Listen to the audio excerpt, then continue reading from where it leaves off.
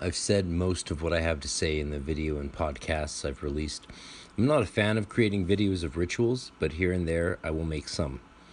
Since in this information age of Aquarius that we're entering, I guess you could say, technically it hasn't started yet, sharing our techniques is helpful, especially as titanic forces, it seems, would like to wish us to live out our days shut away in our rooms, at least even in a cell. Our spirituality can live. I believe that daily to thrice daily practice of this ritual is good for the first few months. Frater Ka, Nineveh Shadrach, had me journal out on a chart the results over 200 of these Lbrps before I could test out of not. It was a busy month. Advice on how and when to use the banishing, which I see more as a purification, honestly, and cleansing of the elements, in contrast to the invoking version, the Lrp, which I began using in the following Earth grade of Zelator 1 = 10. It's a debatable subject, which I've shared more fully on my HERMETICMysteryschool.com website. But what you're going to hear is some diary entry notations and audio that I sometimes make very late in the night. The audio might drop. You might have to turn it up. But again, if any of my releases here can dissuade people from the necessary path of magical progression that some of us are called to, then I will have done a greater service than I could ever imagine. Seriously, this stuff shouldn't be easy. It should not be easy to get to. And at the same time, for those who want to get to it, it should be a joyful experience.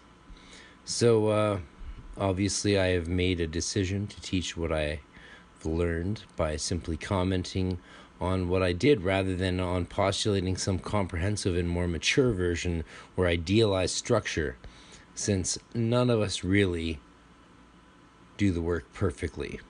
The work is perfect. We humans are not. That's the beauty.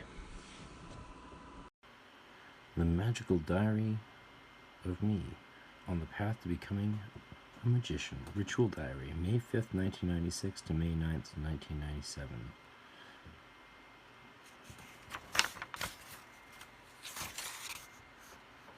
I've covered this in a previous video.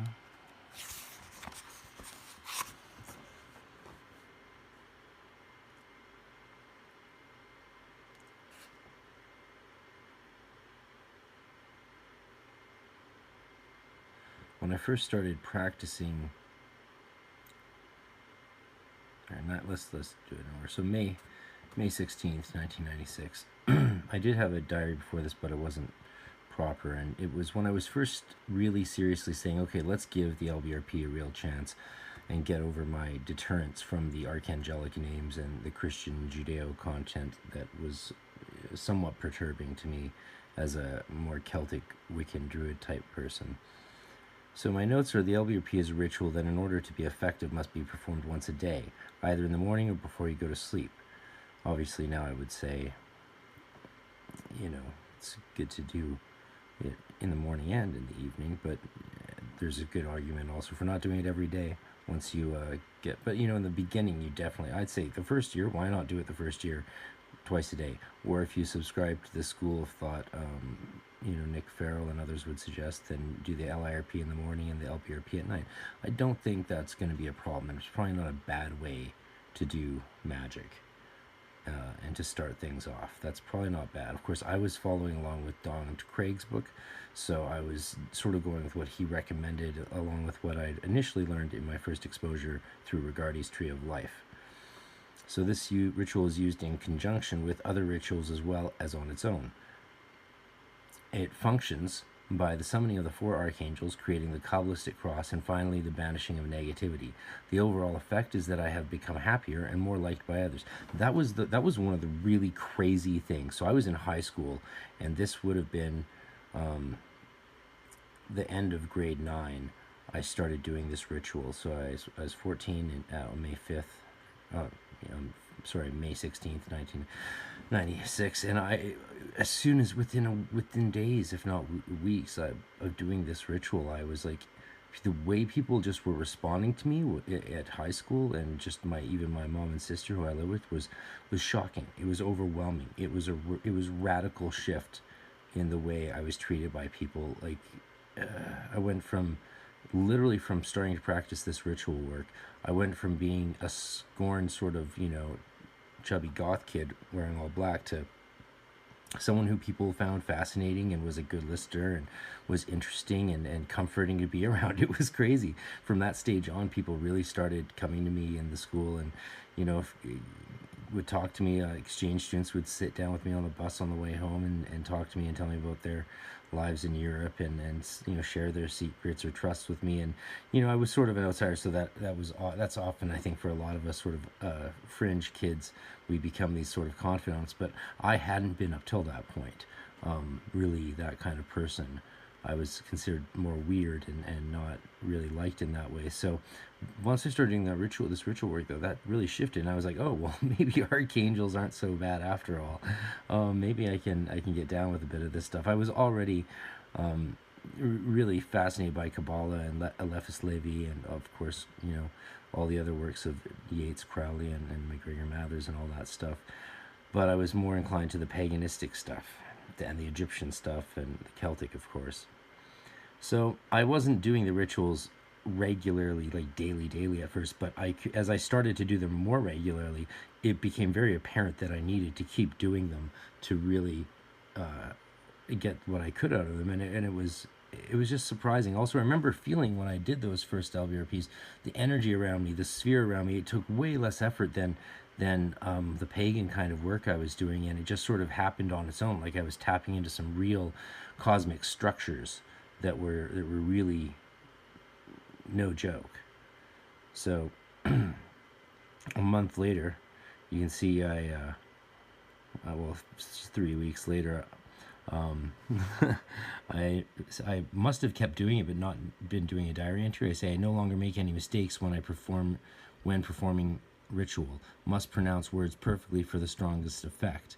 And I think that's because I was even then I was stumbling over some of the words. And the way I first learned the Lbrp was I just wrote it out on a piece of paper and held it in front of me with the words and everything as I went through it, because it seemed really complicated compared to the kind of magic I had been doing.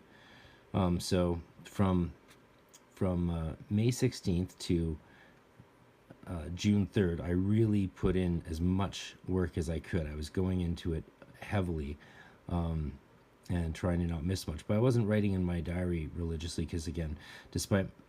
I hadn't quite gotten into Franz Barden yet. And it was really with Franz Barden a year later that I started... Well, it was this summer that I started realizing how important it was to be rigorous with the diary. So fast forward a couple more weeks. I must never forget to do the ritual slowly and precisely with full and continual visualizations. So I was getting comfortable with the ritual, and I was starting to move through it a bit more quickly. And I started to notice that it wasn't as powerful if I didn't really stay present. And then there's another note here. So these are notes. I just realized what these actually are. Here's where I wrote out the Lbrp, and here is where I was making notes throughout the rest. Anytime I had notes specifically on the Lbrp, like that referred exactly to the practice, I would go back to this early page, and these were sort of like notes on the technique, not actually the continual diary form. It's crazy. I haven't looked at these diaries right since I wrote them, and so I'm just only realizing what they are. And so there's a note from November 22nd, 1996. In my initiation of the Hermetic Order of the Golden Dawn, I realized a new level of this ritual. Yeah. So after my first class with my mentor, I was like, oh, the way I've been doing it, is powerful as it was and as effective as all the ritual work I had been doing from May till my initiation in November of 96. Despite doing all the even advanced rituals that I did in Donald Michael Craig, once I saw a magician in Temple Tahuti actually do the ritual with proper vibration, full volume, and just the full ritual movement, the way we move, the way they channel energy and breath and all these things, I was like, oh, this can be taken to a whole other level. So here's how I did the Lbrp. Wrote it down on. So this would have been right after Beltane, and I'm sure we did a Beltane ritual or something, or maybe we didn't, in my little coven of me and my two buddies, because and I was like, I need to get more serious about this. They're not. They really weren't taking it that seriously. They mostly did rituals for like sexual power, potency, or girlfriends, and I would do my rituals on the Sabbats for like spiritual transformation, enhanced senses, and awareness, and all of these kinds of things, because I was really trying to acknowledge that magic could make up for maybe not starting with the best cards in life dealt to me. So touch your head, forehead, vibrate ata. Yeah. Down, Malkut, touch your right shoulder. Vigura, Vigadula, fold hands, vibrate Leolam, Amen. And go to the east, point at the center, right? Draw a pentagram, starting at Earth, moving away from Earth, yeah. And then full sign of the enter, fingers together, of course, stepping in. You know this. I've demonstrated this stuff, but this is just a good reminder. Go east, I would vibrate Yod He Vav He, so I'd actually vibrate out the letters. Then carry the line of bright white light from the flaming blue pentagram, which doesn't have a circle around it because you want the light to extend in a sphere and a barrier all over you. The blue light of the pentagram and the white light of the circle that you're drawing in, from Yod He Vav He to Adonai, and then into the west, Ehyeh, full breath, of course, pushing as far as you can at the universe, then step back, stomp, sign of silence, and then repeat, carry line to the north, oh, but you do that really, really loud, if you can. If you can't do it loud, given your environment, that's fine. But it's great to have a place where you can practice doing it loud, because you really want to feel it vibrating through your whole body.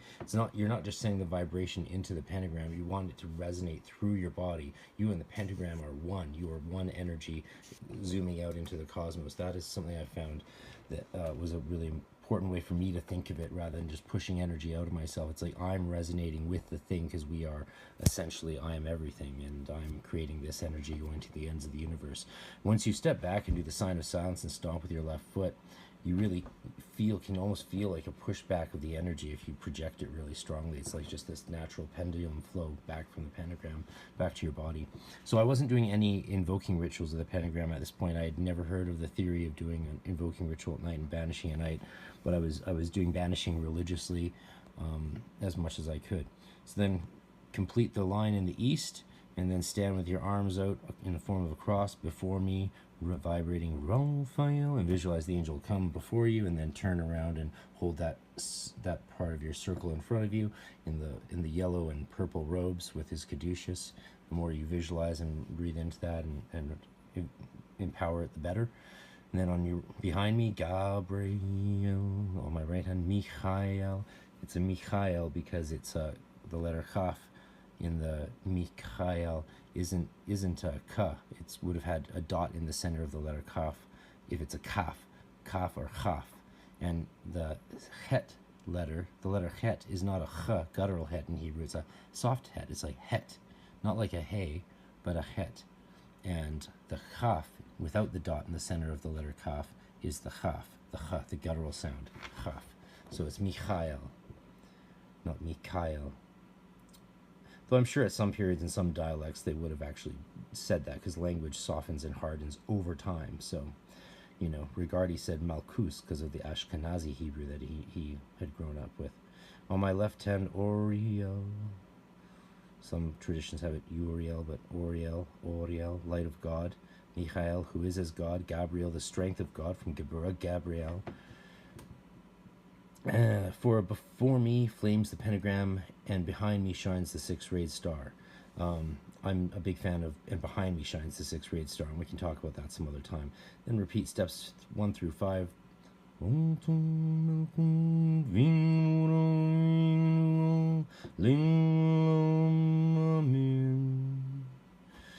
again, elongate those unless you're, try not to be in a rush. Try to do everyone as again, I've talked before about the importance of sometimes taking a very long time to go through these rituals, make them their own meditation. I like how Pat Zalewski says that ritual work is like, does he call it moving Zen? Moving Zen, flowing Zen, which is a kind of a form of Zen understanding of meditation. The thing that helped me the most in ritual work always, actually, the thing that gave me an advantage I felt especially when I was initiating to the Golden Dawn temples and doing the work in the temple space and the way that movement was done, the real edge I felt I had in a full temple environment once I was there was eurythmy.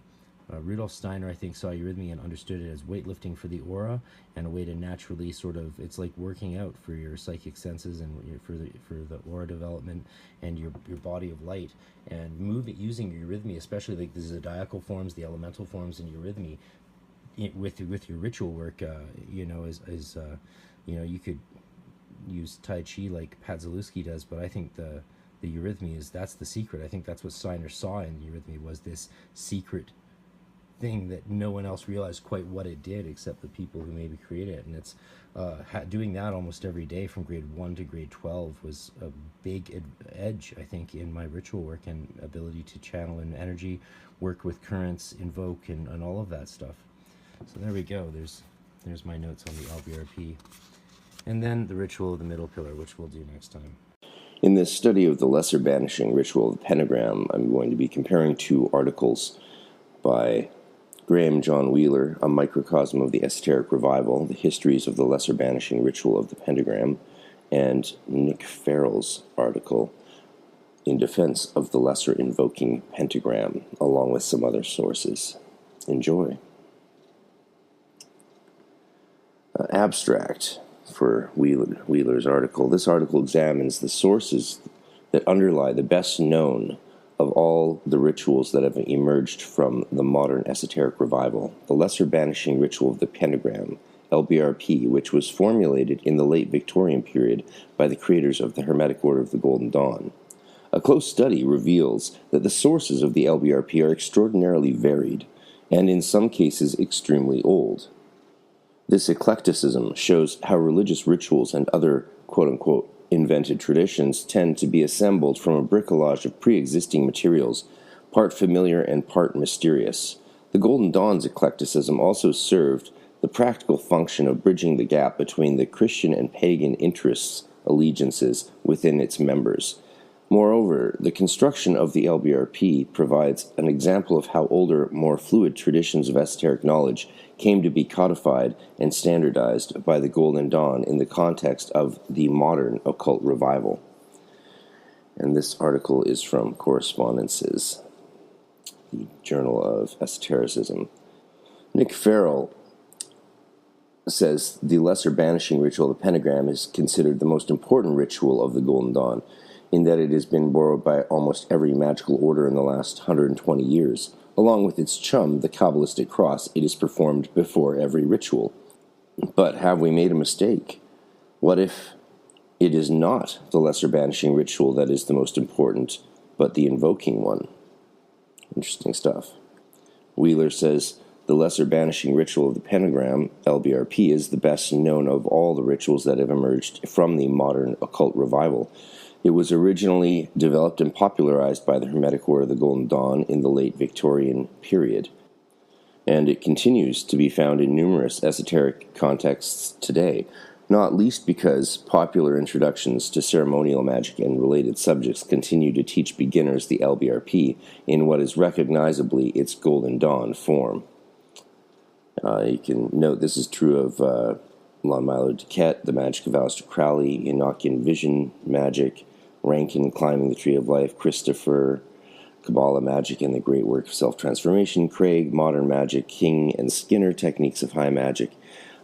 Leaves out some of the most early and important references. Where I first learned it was, I think I was 11, and we had just fled from this OTO house that my mom was living with her boyfriend in this big mansion, and we fled from there in the middle of the night. And in my books got mixed up a copy of the AA adept, Lady Maria's copy of the Tree of Life, and it was signed by some OTO adept to her, and she was the real sort of magical leader of the household, where this guy Ian was the sort of the kingpin of their little weird thing they had going on. Anyway, he was a pretty abusive guy, which is hence our midnight fleeing from that place. But I ended up with this book, and over the, term between the years of 12, 13, I started looking at it and eventually tried to do the Lbrp from that text, and that was my first experience of practicing ritual magic, per se.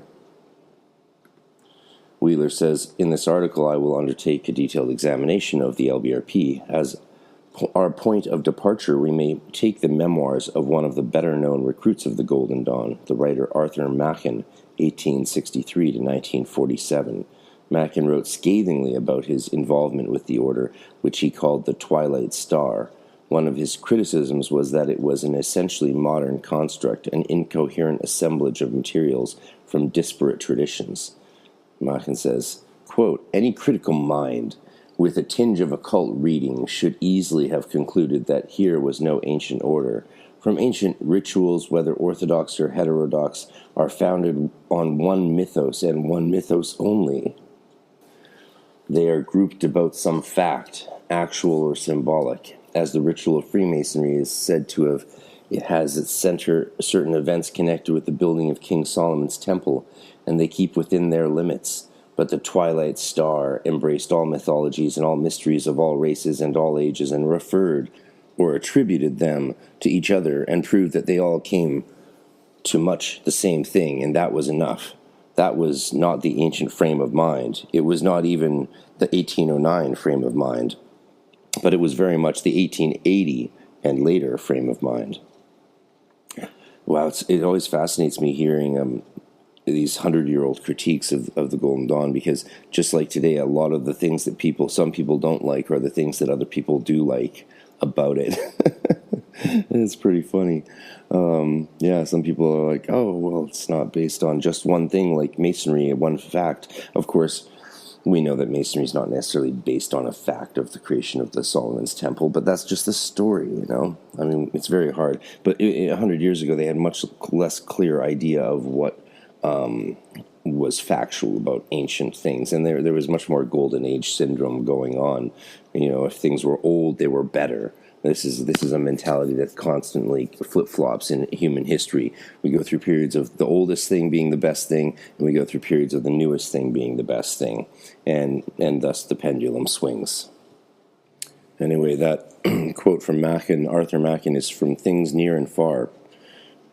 The significance of 1809 is that it was the date of the watermark found on some leaves of the cipher manuscript on which the order's rituals were based. Machen's words echo Aleister Crowley's complaint in his publication of the rituals of the mixed biscuit type of symbol, which is chosen so as to show off superficial knowledge. I love of everyone possible, we have Crowley complaining about the possibility of superficial knowledge. Also, having spent longer in doing those rituals and in the order than most of the original members did, my experience, I think, is very different. I think a lot of modern initiates' experiences of the traditions as they've developed and continue to grow are very different from the original members, and we should be very careful not to glorify those original folks who didn't have the benefits of even their own completed rituals. We got the benefits of their completed rituals, and we got to go through a system in a completed form that they made, but never really got to experience the way a lot of us today got to experience it. And as a result, I think we had often as profound, if not more profound, experiences 100 years later, going through whatever variants of the orders that there are. I mean, there's some essential things that need to be done well and done right, but otherwise, we're human beings, and the magic comes from us. The magic doesn't come from some ancient fact, like Arthur Machen would argue around the creation of Solomon's Temple. I don't know a single Mason that believes that, including myself. So, This article will examine the evidential basis for Machen's intuition. We will trace the disparate sources and origins of the different parts of the Lbrp, analyzing in turn the successive component parts of the ritual. We are going to unscramble the egg. This is, perhaps surprisingly, an exercise that has not been undertaken before. One of the things I'm so excited about finding this essay sent to me by my lovely brother, Frater Mercurio, is this is something I was actually about to ask Tabby and Nick Farrell, and some others who I've been chat to on and off about. I was actually about to ask some questions about some elements of the Lbrp and certain stages of development, because I know a lot about it, but there's it's interesting stuff. And now here this article comes out, so it's very cool, very timely. The Lbrp will serve in our analysis as a microcosmic exemplar of processes that operated more broadly when Victorian occultists sought to revive or recreate the Western esoteric tradition in modern times. The Golden Dawn was established in London in 1888. It was the first group of the English ritual magic revival to experience any degree of success. The structure of the order was essentially Masonic, being based on initiation into private lodges or temples, through a system of hierarchical grades. You could argue that the fact that I think it was based on a series of initiations through the 5 elements, that is initiations in the 5 elements, is that really owned by Masonry, or is that pretty, you know what I mean? Yeah, I think you know what I mean. Anyway, we get definitely some of the bias of the author shows through. A lot of people like to, if they know a lot about Masonry, they like to see things through the Masonic lens. If they come from a Wiccan background or a pagan background, they see things through the pagan lens. If you told a group of Wiccans, hardcore witches even, that initiation through the 5 elements was a Masonic thing, I think you'd find them be a little upset. They'd be like, really? It's Masonic? Because there's ceremonies through the 5 elements? It's like, oh, well, it's hierarchical grade systems, so that's Masonic. Well, okay, fine. The Golden Dawn's rituals form a highly elaborate and rather confusing system based on complex, interlocking religious and mystical symbolism. The way that rituals interact and interlock and lead you through the histories of some of the Western mystery traditions is actually quite fabulous, in my opinion. The rites may be seen variously as an impressive monument of scholarship and erudition, a fine piece of late Romantic performance art. I think the word psychodrama would be more appropriate. Or, if one shares Machen's perspective, a confusing, semi-coherent mishmash that will have served to confuse rather than to enlighten. Oh, I love it. For a more favorable assessment of Machen, then Machen C. Bogdan's Western esotericism, quoting in turn from Gerald York to the same effect. In any event, the Golden Dawn system was distinctively a product of its time. Amen, aren't we all? The Golden Dawn rituals had their origin in the cipher MS, which means manuscript, a mysterious document which takes its name from the fact that it was written in a cipher derived from the Polygraphia, 1561, of the German abbot and scholar Johannes Trithemius. The cipher MS came to light under disputed circumstances through the offices of the physician and Freemason William Wynne Westcott, 1848 to 1925. This document's authorship remains unconfirmed, but it may well have been composed by another Mason, the recently deceased occultist Kenneth Mackenzie, 1833 to 1886. And this is a note. This theory was advocated by, amongst others, the leading Golden Dawn historian R. A. Gilbert, Bob Gilbert. See Providence Unknown, A Tentative Solution, another article supplement to Provenance Unknown, and From Cipher to Enigma, and the Golden Dawn scrapbook. This is just so you know, that's the classic sort of slightly outdated theories that it came from Mackenzie. Especially given what we know about Liebe, Licht und Leben and Monsieur Fraulein Sprengel and the German lodges that have been much more elucidated now by the likes of Samuel Robinson's researchers, and so much more information we have on the German German temples, because more people like myself with German have been going over there and going through the boxes of files in the Masonic libraries and looking stuff up, including the Lbrp, which I believe we're going to get to from a Masonic source here. It contains only a skeletal outline of rituals and doctrine. For example, it prefigures the Lbrp and the other pentagram rituals of the developed Golden Dawn system, but it nowhere sets them out in full. The Golden Dawn rites are a strange mixture of scholarly research and mysticism, the product of antiquarian, if not scholarly, research, motivated by a desire to experience supernatural communion with divinity and, indeed, to become divine. That's a quote from Fuller's Anglo-Catholic Clergy, page 189, and that's Tony Fuller's PhD dissertation, which I've read most of now at this point.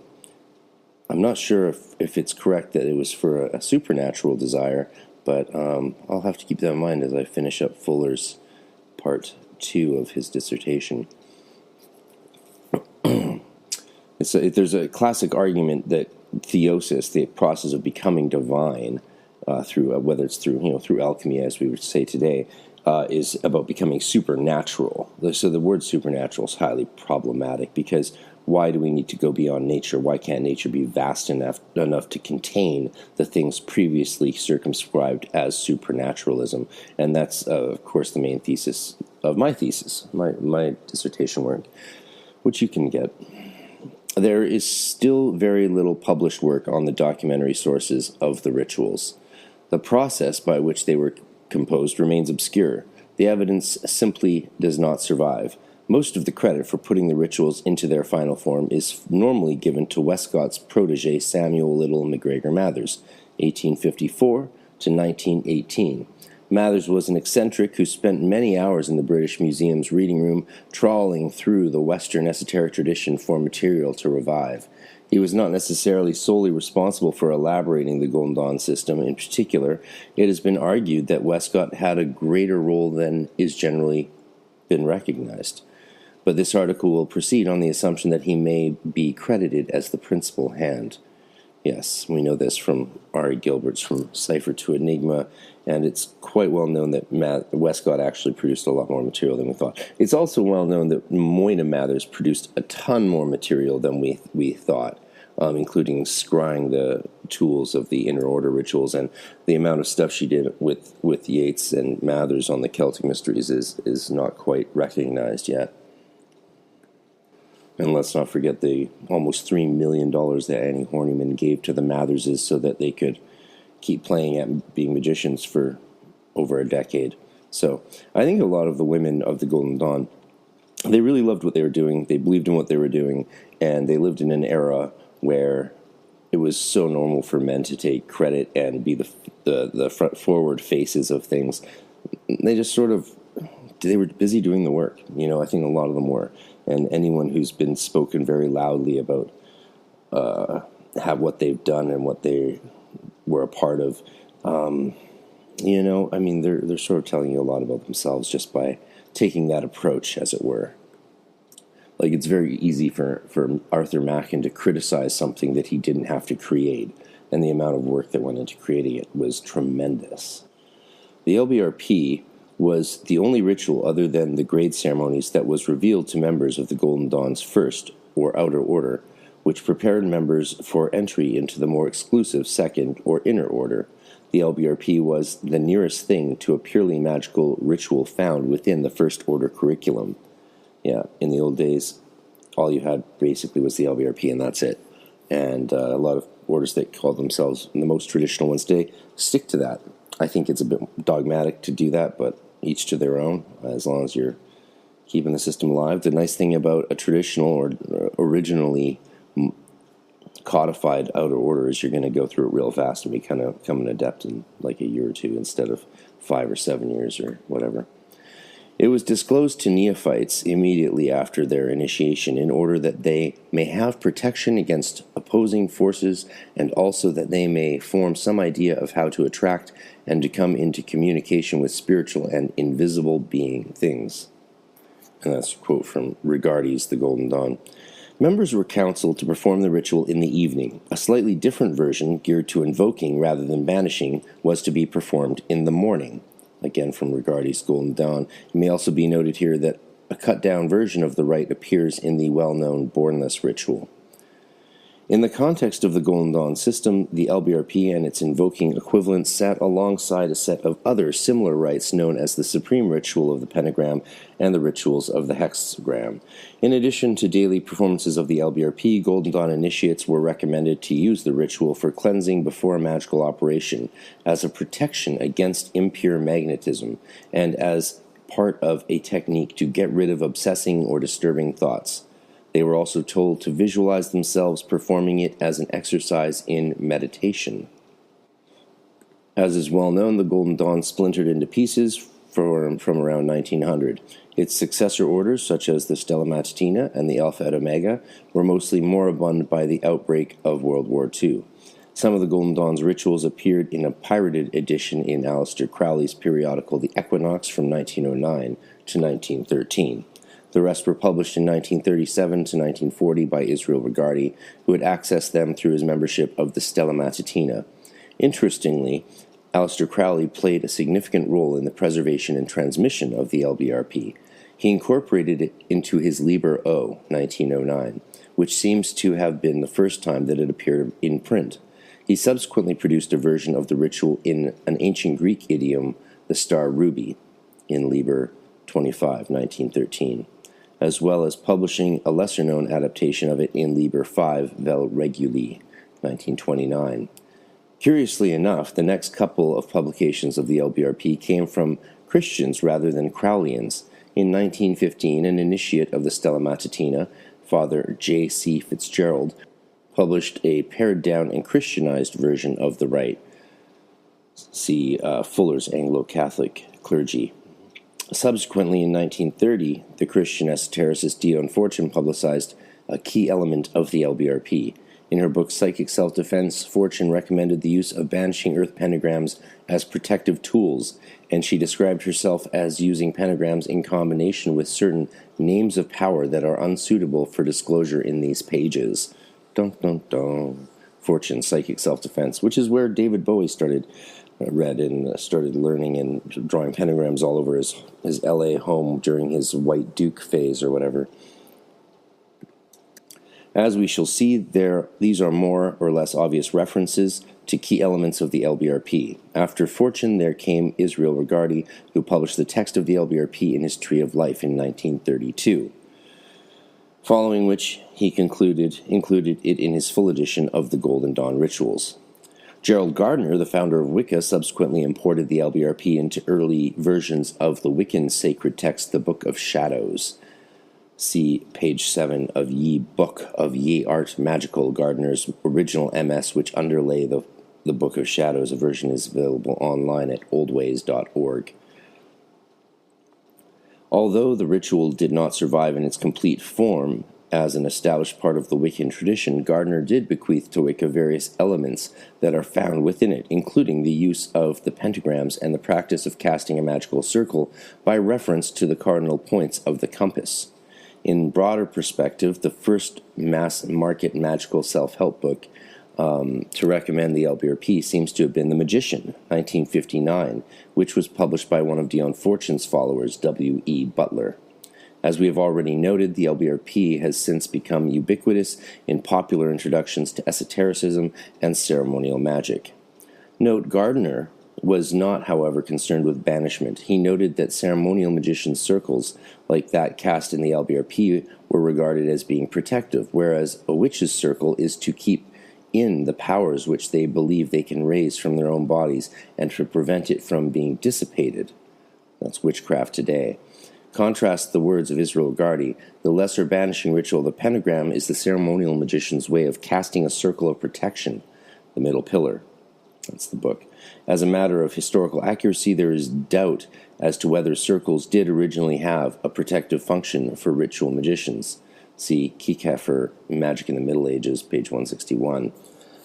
Now, considering Nick Farrell's article, he says, when we look at the Golden Dawn, We assume that the original adepts got it all right, and that the things we know and love about the Golden Dawn were there in the first place. Yet study of Golden Dawn history and texts has revealed the original Golden Dawn was nowhere near as complete as later developments.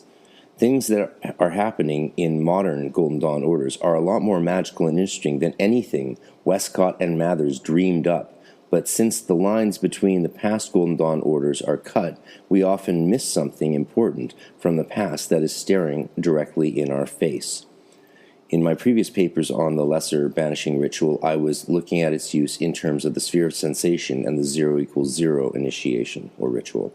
I had come to the conclusion that the Lbrp was a microcosmic reenactment of the 0=0, which, if performed daily, would instill that important initiation symbols into the sphere of sensation. However, there was a flaw in this idea, and that was the concept of banishing. Why would you need to banish all the time? True, the 0=0 ritual is about a fourfold purification and consecration, but there is also the connection with the divine forces that is the opposite of banishing. Exactly, I love Farrell's point. Though, in my experience, I've never seen it so much as banishing as purifying, because there's an invocational element. Well, and even you're bringing in the archangels as well. It's just, I think the word banishing is problematic, but that's maybe just my opinion. Who knows?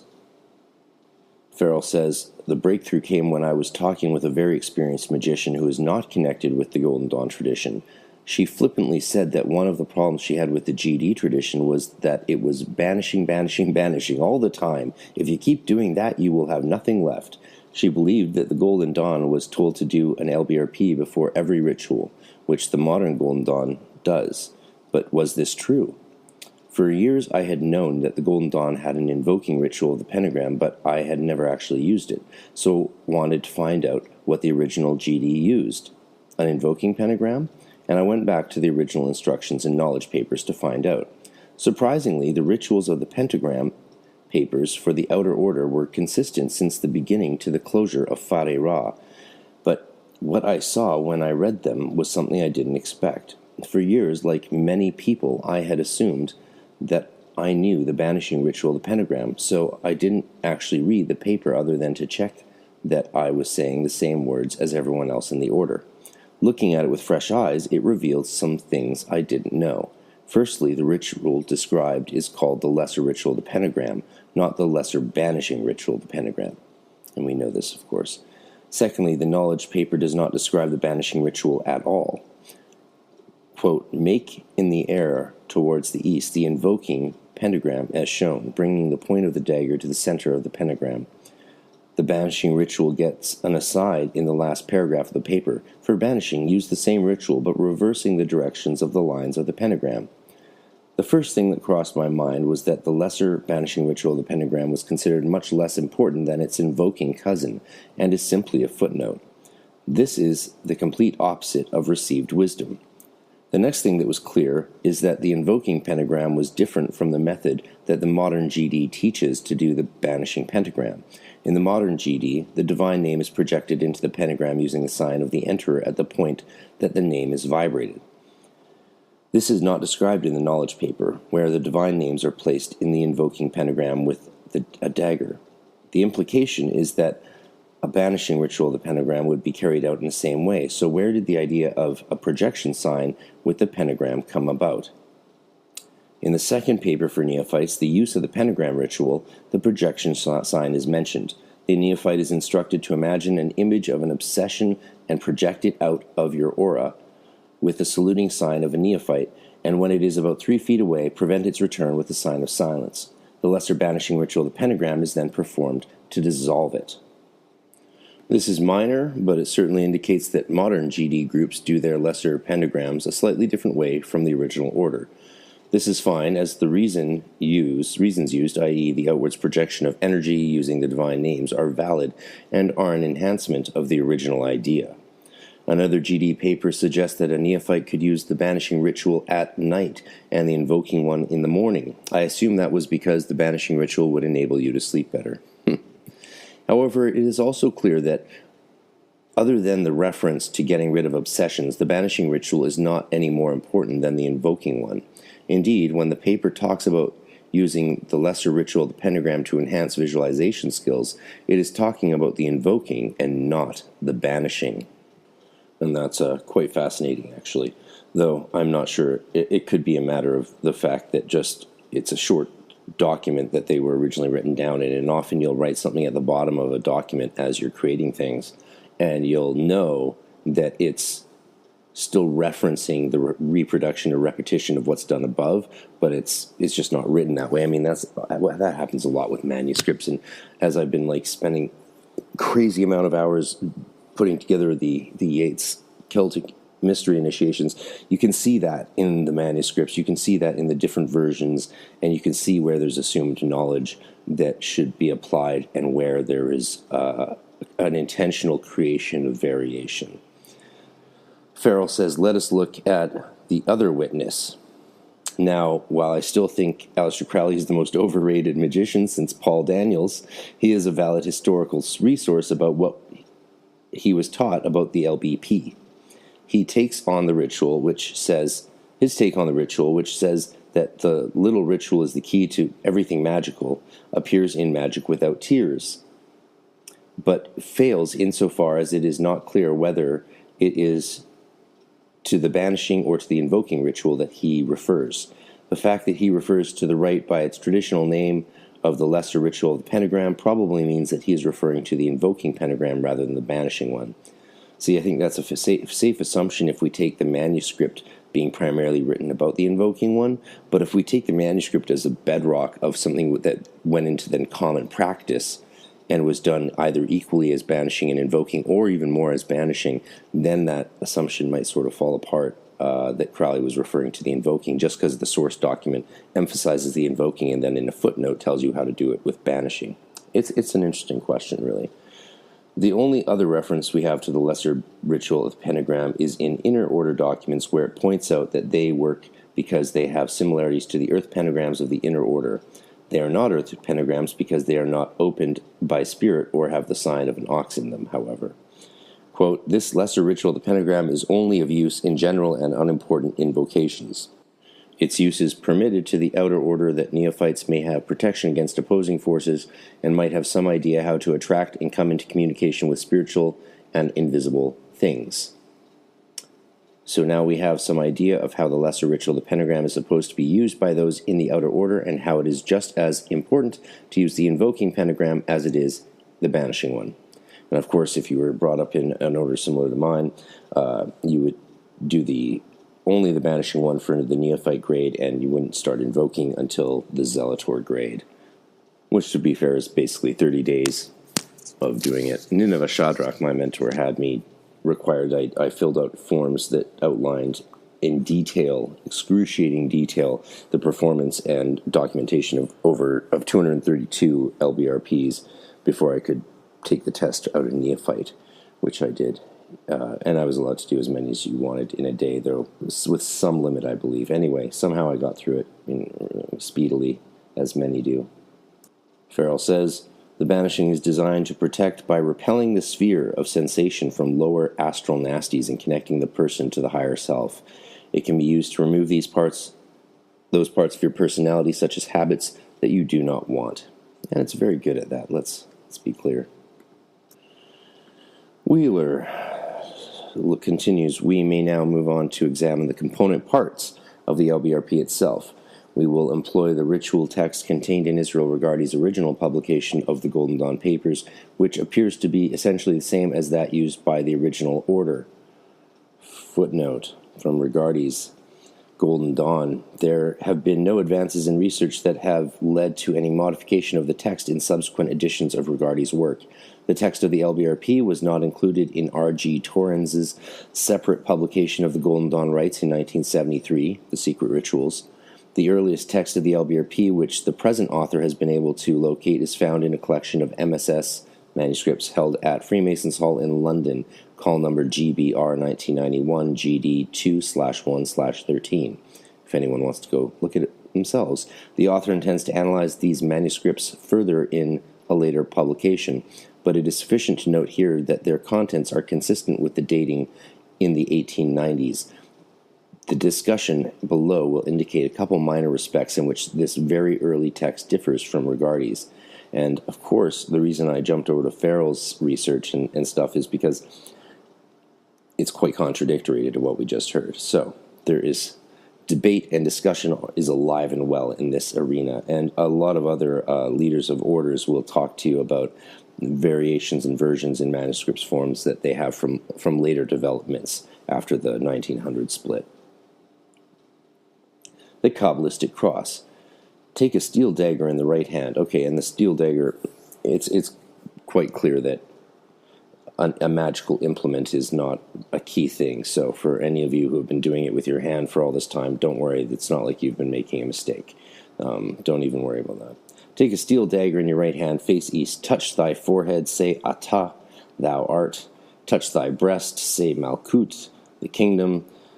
Touch thy right shoulder, say Vegabura, and the power. Touch thy left shoulder, and say Vegadula, and the glory. Clasp thy hands before thee, and say Leolam, forever. Dagger between fingers, point up, and say Amen.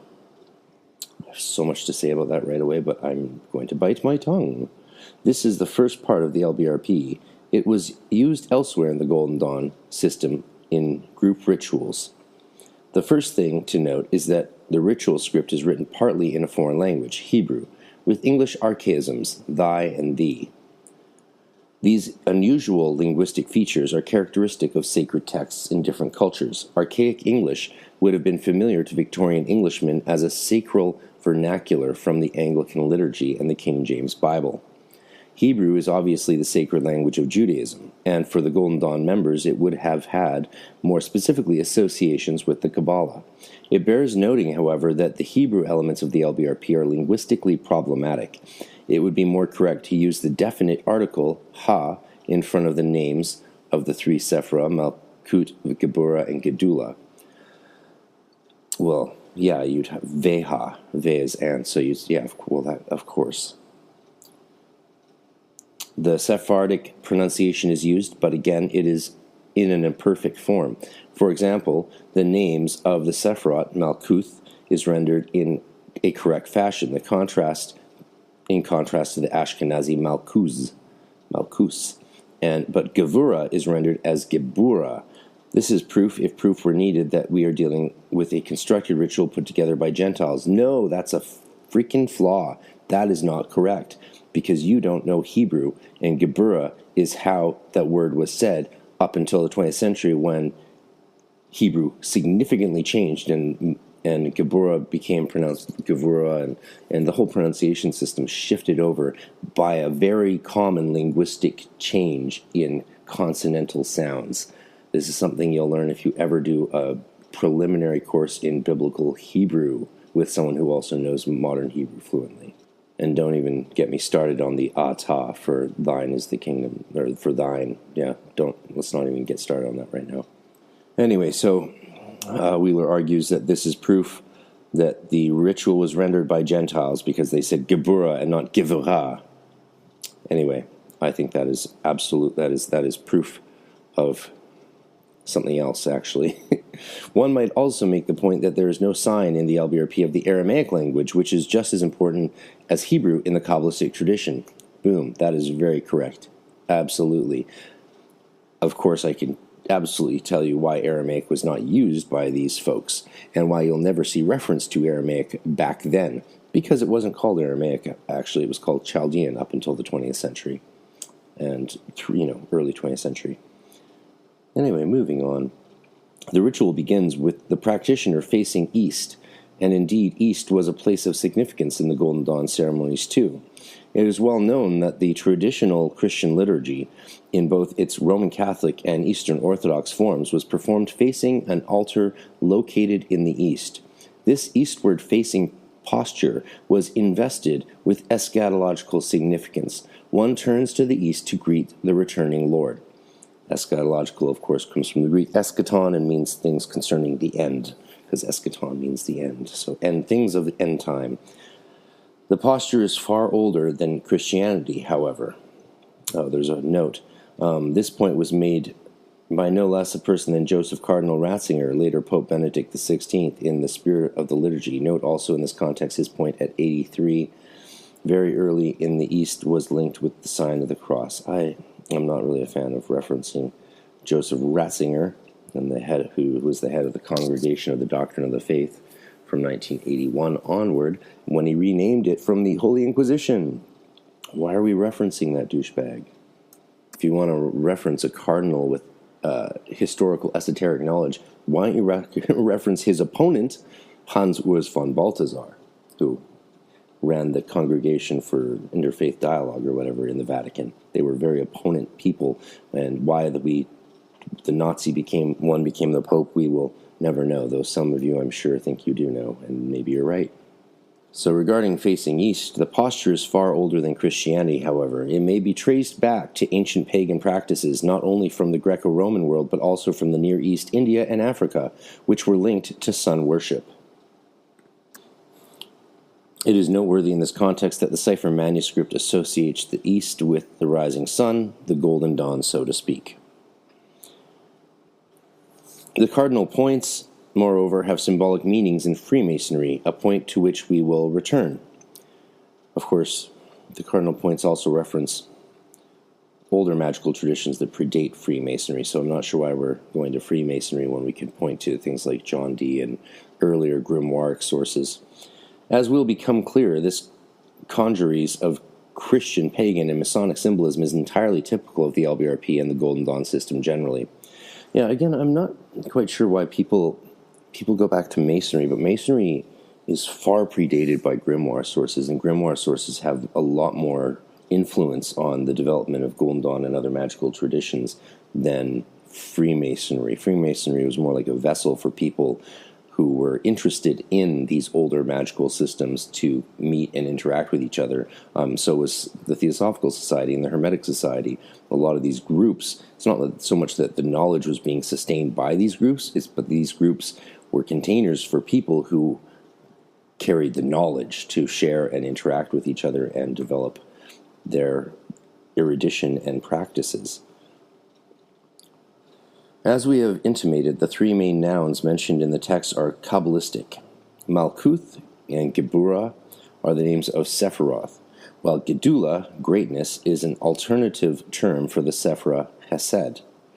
In carrying out the prescribed physical actions, the Magus is identifying his physical body with the tree of life, in which Malkut is at the base, Geburah and Hesed are on either side of the central pillar.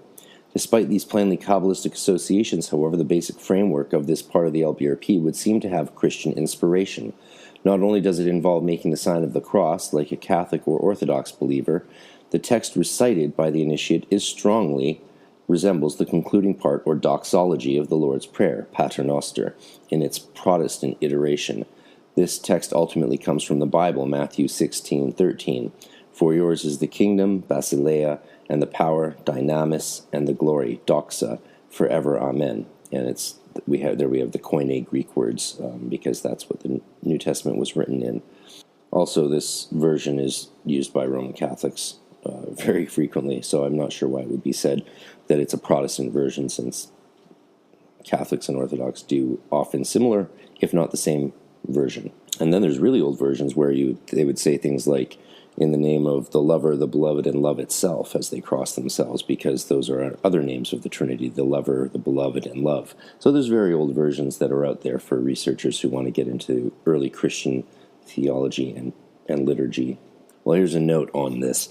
At some point, the direction of the horizontal part of the cross was altered from the Roman Catholic left to right to the Eastern Orthodox right to left. This is apparent from a comparison of the Regardi text with the earlier text mentioned in N16 above. Oddly, however, the earlier text adopts the Orthodox tradition of making the cross with the thumb and the first two fingers, whereas Regardi's does not. Catholics generally use the whole hand. Perfect, very well said. Bible scholars have long known that this is a problematic text.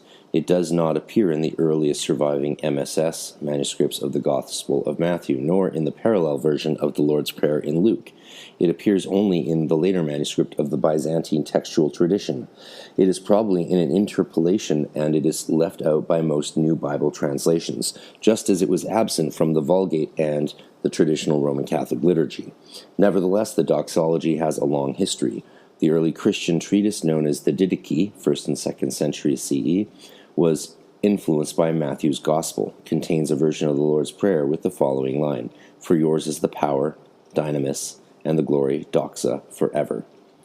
Yes, there was a strong oral tradition, believe it or not, from the time of Jesus up until the actual writing of the Gospels by the communities that wrote them, because they weren't written by individual people, they were written by different communities over a period of time, and largely inspired by the walled paintings that we have through the early Christian churches and catacombs and symbolism that they carried on the oral tradition up until the writing of those first gospel. The only Christian writings, remember, that we have from as almost the time when Jesus was alive are half of the letters of St. Paul, the ones that are called the uncontested epistles. The other ones were written later on. Wheeler says it is quite unlikely that the doxology was inspired by a text from the Hebrew Bible, from the first book of Chronicles, the same text, in fact, that Kabbalistic rabbis believe disclosed the names of the Sephirot. The relevant passage consists of the following words, which are attributed to King David. "Yours, O Lord, are the greatness, Gedula," or in the Septuagint, Megalosine, the power, Gebura, or dynamis, and the glory, Tiferet, or Kauchema, the victory, Netzach, Nike, and the majesty, Hod, or Iskis. For all that is in the heavens and on the earth is yours. Yours is the kingdom, Mamlaka. O Lord, you are exalted as head above all. That's 1 Chronicles 29, verse 11. Translation from the New Revised Standard Version. The word kingdom does not appear as a noun in the Septuagint, which is the LXX. So there is no correspondence with Basileia in the Lord's Prayer doxology. I also don't recommend you use the New Revised Standard Version of the Bible ever. We can be quite sure that the creators of the Golden Dawn knew about this passage and the consequent correspondence between the Lord's Prayer doxology and the Kabbalistic Sephirot. Here is a translation of a passage from the central Kabbalistic text known as the Zohar, which refers to the passage from Chronicles. And this is the Zohar 663. And in the book of the dissertation of the school of Rav Yeyeva the elder, it is thus said and established that the beginning of the beard cometh from the supernal Hesed, mercy. 664, concerning which it is written, Lek Yehevavhe, which of course they would pronounce Adonai or Hashem, He Gedula, Ve Gebura, Ve Hatiferet. So they have the definite article substitute as well as the. Leka tetragrammaton ha gedula ve ha gebura ve ha tiferet. Thine, O tetragrammaton, gedula, another name for Hesed, gebura, and tiferet, the names of the 4th, 5th, and 6th Sephirot, which Protestants usually add to the end of the Lord's Prayer, substituting, however, Malkuth for gedula. Thine, O tetragrammaton, are the mercy, the power, and the glory or beauty. And all these are so, and thus the beard, commenceth. And this is from the Zohar. You can see, and this version of the Zohar is taken from Mather's Kabbalah Unveiled, page 327. The passage comes from a portion on the Ha'azinu, chapter 41, in the Lesser Holy Assembly. It's important to also note that Mather's translation of the Zohar is a section of the Zohar, and it's from the Latin, because Mathers did not know Hebrew well enough to translate it, let alone the Aramaic that the Zohar was written in. That said, the significance of this translation is that it comes from none other than Samuel MacGregor Mathers, and it was first published in 1887, just before the inception of the Golden Dawn. Indeed, Mathers' translation of the Zohar was the first translation to appear in English, albeit it was only a partial one based on Christian Knorr von Rosenroth's earlier translations into Latin. Yet the occultist who first noticed the resemblance between the Lord's Prayer doxology and the Kabbalistic Sephiroth was not Mathers, it was Eliphas Levi. Levi had been a Roman Catholic seminarian, so he would perhaps have been struck by the fact that the doxology in the Greek New Testament, which he and other clerics studied in seminary, was omitted from the church-approved prayers that ordinary Catholics recited and listened to in the course of their daily observances. This anomaly seems to have set him thinking perhaps the doxology had a mystical significance and had been deliberately withheld from the uninitiated. He wrote, quote, "The sign of the cross adopted by Christians does not belong to them exclusively. This also is Kabbalistic and represents the oppositions and tetratic equilibrium of the elements. We see by the occult versicle of the Lord's Prayer that it was originally made after two manners, or at least that it was characterized by two entirely different formulae, one reserved for priests and initiates, the other imparted to neophytes and the profane. For example, the initiate said, raising his hand to his forehead, 'For thine,' then added 'is,' and continuing as he brought down his hand to his breast, 'the kingdom,' then to the left shoulder, 'the justice,' and afterwards to the right shoulder, and 'the mercy.' Then clasping his hands, he added, 'in the generating ages.' Tibi sunt malchut et gebura et chesed per aeonis. A sign of the cross, which is absolutely magnificently Kabbalistic, which the profanations of Gnosticism have lost completely to the official and militant church. This sign, made after this manner, should precede and terminate the conjuration of the four." Eliphas Levi. And it's said that he never practiced magic by most. It's argued heavily that he never practiced, but it sounds like he was doing some practice there, right, in that passage. If he's talking about what you should essentially do before the conjuration of the four elements, let us not forget it's from Eliphas Levi that the prayers of the four elemental spirits come, and those are essential and foundational to most of our magical workings, if not our daily workings. If you're not using one of those prayers and working with the elements on a regular basis in the elemental phases of your work, then, well, you're missing out. So that comes from Eliphas Levi, Transcendental Magic, or Ritual et Dogme de la Magie. Mathers and the other Golden Dawn leaders were quite familiar with Levi's work, and the fact that they replicated the Hebrew solecisms in the passage above makes the influence almost certain. We may observe that Levi was seeking to add two additional components to the Kabbalistic symbology of the Sephirah and the Lord's Prayer doxology. That's weird. This is an academic paper, but it says symbology, and that's not a word. First, he made reference to the elements, meaning the four elements of the classical Greek philosophers, earth, air, fire, and water. The conjuration of the four denotes the magician's endeavor to impose his will on the four elements by undertaking various exorcisms and prayers, which were, in fact, borrowed into other parts of the Golden Dawn system. This conjuration exercise had deep roots. The grimoires of Christian ritual magic used the idiom of conjuration or exorcism for both spirits and objects, and the tradition of exorcising objects goes back at least as far as patristic Christian baptismal ceremonies. The four elements will become more important in the subsequent parts of the Lbrp.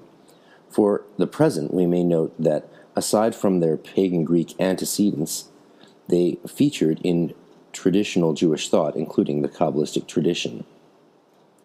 And for that, you can look at some of the Mishnah Torah, Maimonides, for a Kabbalistic example. See the quotation from the Zohar in the next section. It may also be observed here that Levi considered 4 to be a sacred number, a notion that goes back to the ancient Pythagoreans and their doctrine of the tetrakis. As we will see, the number 4 is embedded in the structure of the Lbrp. It relates not only to the 4 elements, but also to the 4 cardinal directions, 4 divine names, and 4 archangels. Of course, the word watchtower actually would have been one that was considered essential here because they were all super into John Dee. The second new component that Levi added was the Roman Catholic sign of the cross. The use of the dagger as a tool to perform the crossing motion may come from the tradition of Solomonic magic. May. It says, see Key of Solomon, the use of the dagger, however, seems to be a later development.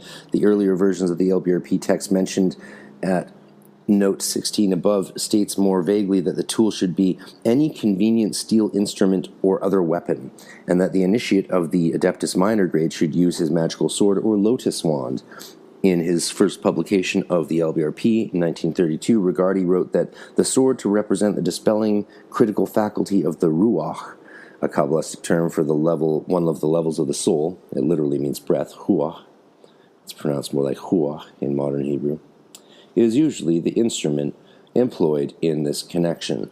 And of course, though, if you talk to many adepts today, we may use our sword or lotus wand, or we may just still use our finger because your hands work perfectly fine. Keep that in mind, folks. Don't get obsessed with tools and toys.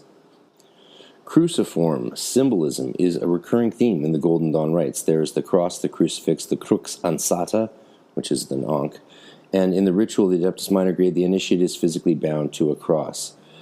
Superficially, this is unsurprising given that the Golden Dawn originated among Christians in a Christian country. Well, I like that he also left out some key components there, so normally I wouldn't even say something like that, but it left out some huge stuff, so whatever. But the crosses in the Golden Dawn system are not, or not necessarily, the cross of Christ. Correct. In general terms, of course, the cross may be seen as one of the basic transcultural symbols of humankind. Ooh, yeah, that's good. You go, Wheeler. But we can be more specific than that in identifying what it might have meant to Mathers and his colleagues. In the footnotes to the passage quoted above, Levi cites sources pointing to the Rosicrucian and Kabbalistic associations of the cross. For other contemporary writers, its associations were outright anti-Christian. There existed a small but significant literature which maintained that the cross was of pagan origin. Yeah, that's sort of taken for granted if you study history at a good school. See Hislop, The Two Babylons, and History of the Cross by Thomas Inman, Ancient and Pagan and Modern Christian Symbolism. Yeah. It's also often not known that the pentagram was a symbol of Jesus used by early Christians. So there's all kinds of stuff that we've just had redacted from our popular education system. Yeah. As we will see, the cross was also specifically linked to the Golden Dawn rites to the Egyptian deity Osiris. The cruciform motifs in the Golden Dawn then offer a good example of the skillfully ambiguous or syncretic way in which the order's creators made use of the diverse stock of religious symbology that they had available to them. In conclusion, the origins of the first part of the Lbrp lie in a series of eclectic connections made by 19th century occultists between such disparate bodies of material as Kabbalistic mysticism rooted in the Hebrew Bible, devotional observances from the Protestant, Catholic, and Orthodox branches of Christianity, and the legacy of ancient pagan religion. This is an unsurprising, extensive yield from a text consisting of only 64 words. Is it, though? Next is the pentagrams. So that's a pretty good overview of the Kabbalistic Cross. What shocks me the most is the lack of study into the actual Hebrew words being said and what their meanings are, as well as the alternate forms of names for the Sephira that are being touched on through that ritual of the Kabbalistic Cross. So it looks like there's a lot more room for a more in-depth paper to be written going into that. And I didn't even get into the whole ta thing, which, yeah, I can't even get into that right now. The pentagrams. Here's the text. Make in the air toward the east the invoking pentagram as shown, and bringing the point of the dagger to the center of the pentagram, vibrate the deity name Yod-He Vav-He, imagining that your voice carries forward to the east of the universe. Holding the dagger out before you, go to the south, make the pentagram and vibrate similarly the deity name Adonai. Go to the west, make the pentagram and vibrate Eheye. Go to the north, make the pentagram and vibrate Agla. Return to the east and complete your circle by bringing the dagger point into the center of the first pentagram. The most prominent feature of this part of the Lbrp is the use of the 4 Hebrew names of God. We may note that a different set of divine names in both Hebrew and the Enochian language of John Dee and Edward Kelly is used in the Lbrp's sister ritual, the supreme ritual of the pentagram. These other names include Elohim in the south and El in the west. In truth, using the names of God or gods in magic is a very old practice. Such names were employed in practical Kabbalah. The Hebrew divine and angelic names are attested as being widely used in ancient Jewish magic. Interestingly, Gentiles were already borrowing them in this early period. Yep. Gideon Bohak has written, quote, in addition to the Tetragrammaton and its derivatives, we find many of the old epithets of the Jewish God, including Adonai, Sabaoth, El Shaddai, Ehyeh, Asher, Ehyeh, I am who I am, or just Ehyeh, holy, holy, holy, the God of the battle formations of Israel, the God of the retributions, the one who sits upon the cherubim, and the God of the spirits for all flesh, and many others. Yeah, the list goes on, though I'm surprised how many he left out there. It's a quote from Bohak, Ancient Jewish Magic. I'll see also Wilkinson, Tetragrammaton. This is all of a piece with the Golden Dawn's practices in the Lbrp and other rituals. Nevertheless, the Lbrp does not merely contain divine names, it presents us specifically with 4 divine names which are distributed at the 4 cardinal points around a magic circle. This arrangement requires some further analysis. The concept that different spiritual entities are associated with cardinal directions has ancient roots. For example, one Greco-Egyptian magical papyrus contains the following passage in which 4 names of spirits are associated with the 4 regions. Quote, Eros, darling, Passalion et, send me my personal angel tonight, give me information about whatever the concern is, for I do this on order from Panchushithasu, my Greek sucks, at whose order you are to act, because I conjure you by the 4 regions of the universe, Apsagel, Kakeo, Mariot, Manmiarot. Taken from the spell at PGM 7478-90, translation from Betz, the Greek magical papyri. The entities named in this spell are evidently spirits or daemons rather than gods. This association of lesser spiritual entities with the cardinal points also survived in the Christian Solomonic tradition from the Hygromanteia onwards. More pertinent to our current inquiry, however, is the fact that names of God are used in the Solomonic tradition for purposes including, but not confined to, empowering magical circles. Magic circles themselves are extremely old, their roots lying in antiquity. Such are the origins of this part of the Lbrp. Note also, see generally on the cardinal points and circles in ancient Greco-Egyptian magic, Skinner, Techniques of Greco-Egyptian Magic. See also Kiefer, Magic in the Middle Ages, on magic circles in later times. How much of this history would Mathers have known? As we shall see, he was certainly familiar with Solomonic magic. In addition, by at least the turn of the 20th century, contemporary scholarship had traced the origin of the protective magic circles of the Christian grimoires back to ancient Assyria. It's a long time ago. It remains unclear whether Mathers knew about this research, but at least one of the relevant scholars knew about him. Note, see Thompson's Semitic Magic, where the eminent archaeologist Reginald Campbell Thompson makes a gratuitously slighting reference to Mathers' translation of the Book of Sacred Magic of Abramelin the Mage. As for the Greek magical papyri, Mathers' knowledge of them would necessarily have been limited. Some of the material from the papyri had been made public, but they were not published in anything like the full form from Karl Preisendanz's Teubner's edition of 1928 to 1931. Mathers was handling materials that had older and perhaps more interesting origins than he even realized. Note, the publication history of the papyri is summarized in the introduction to Betz, the Greek magical papyri. If Mathers himself had been asked to explain this part of the Lbrp, it is likely that he would have made reference to Freemasonry. Freemasonry is the most historically immediate source for the circular motion that is prescribed for the initiate. Circumambulation appears on a number of occasions in the Golden Dawn rituals, and several times it is said expressly to represent the course of the sun. Again, I don't know why Freemasonry is a more ready source than pagan practices, but whatever. See Regardi, also the Golden Dawn, and a link which is made with the course of the sun in relation to the lesser rituals of the Hexagram. The cardinal points were linked together in a pattern of solar symbolism. In the neophyte ritual, it was explained to initiates that the east is where the place the sun rises, and the south is the place of heat and dryness. The west is where the setting sun brings about an increase of darkness and decrease of light, and the north symbolizes cold and moisture. In the same way, Freemasonry attributed symbolic meanings related to the path of the sun to the cardinal points and used clockwise circumambulation in its ceremonies.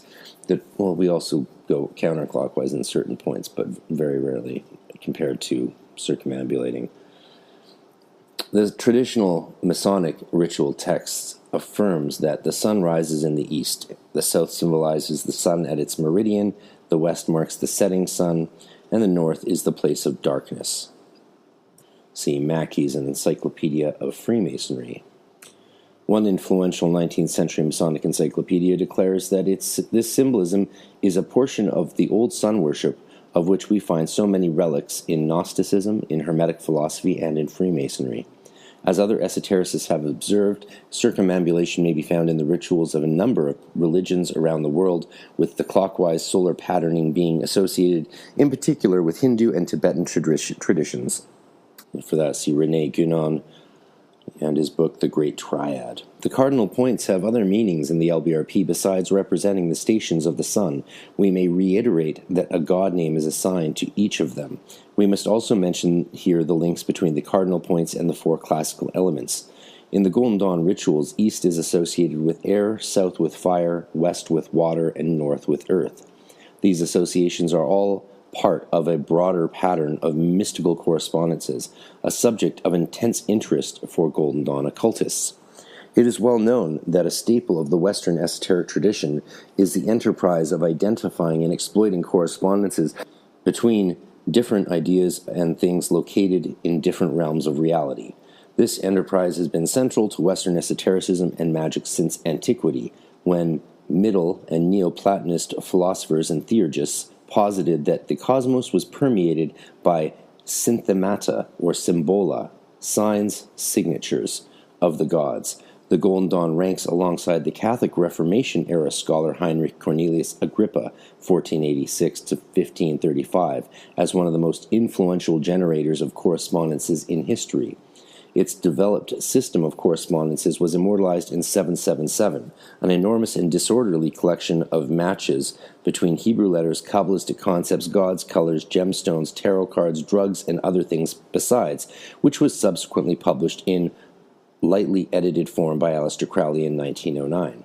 Of course, he didn't write that. Mathers wrote that and gave it to him to publish one during his time in Paris and his alleged 5-6 initiation. Yeah.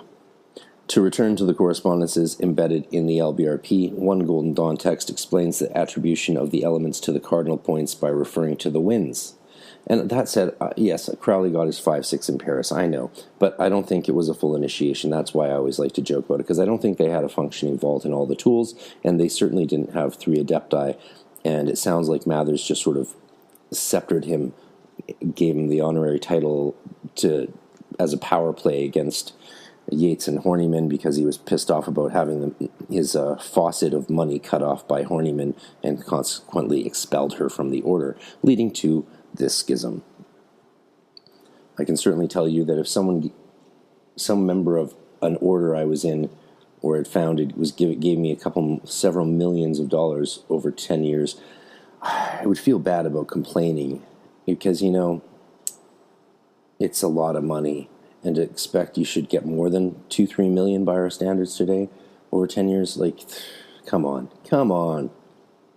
Anyway, this attribution is derived from the nature of the winds, for the easterly wind is of the nature of air, more especially the south wind bringeth into action the nature of fire, west winds bring with them moisture and rain, north winds are cold and dry like the earth.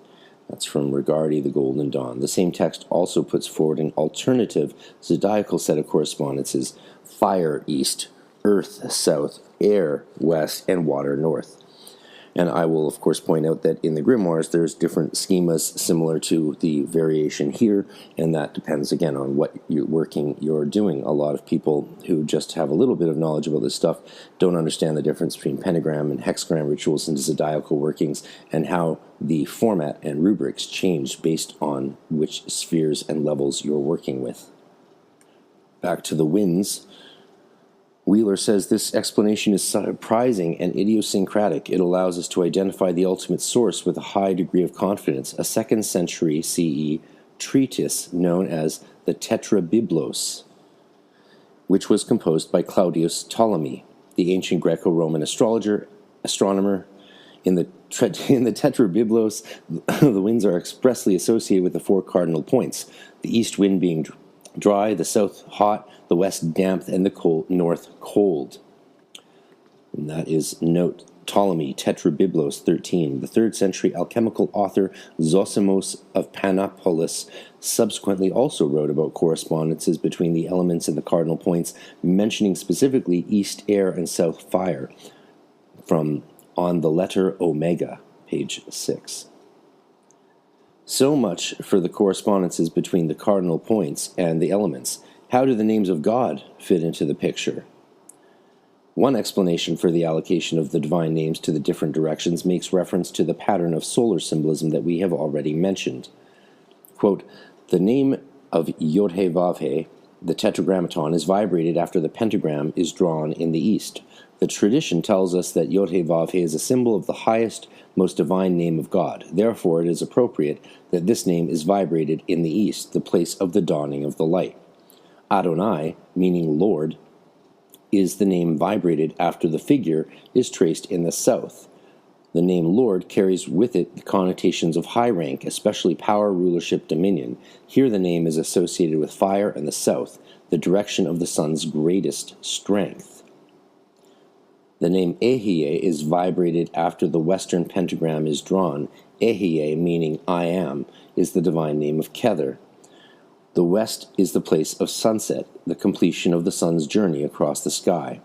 The west is a symbol of the completion of the soul's journey and the goal of spiritual growth.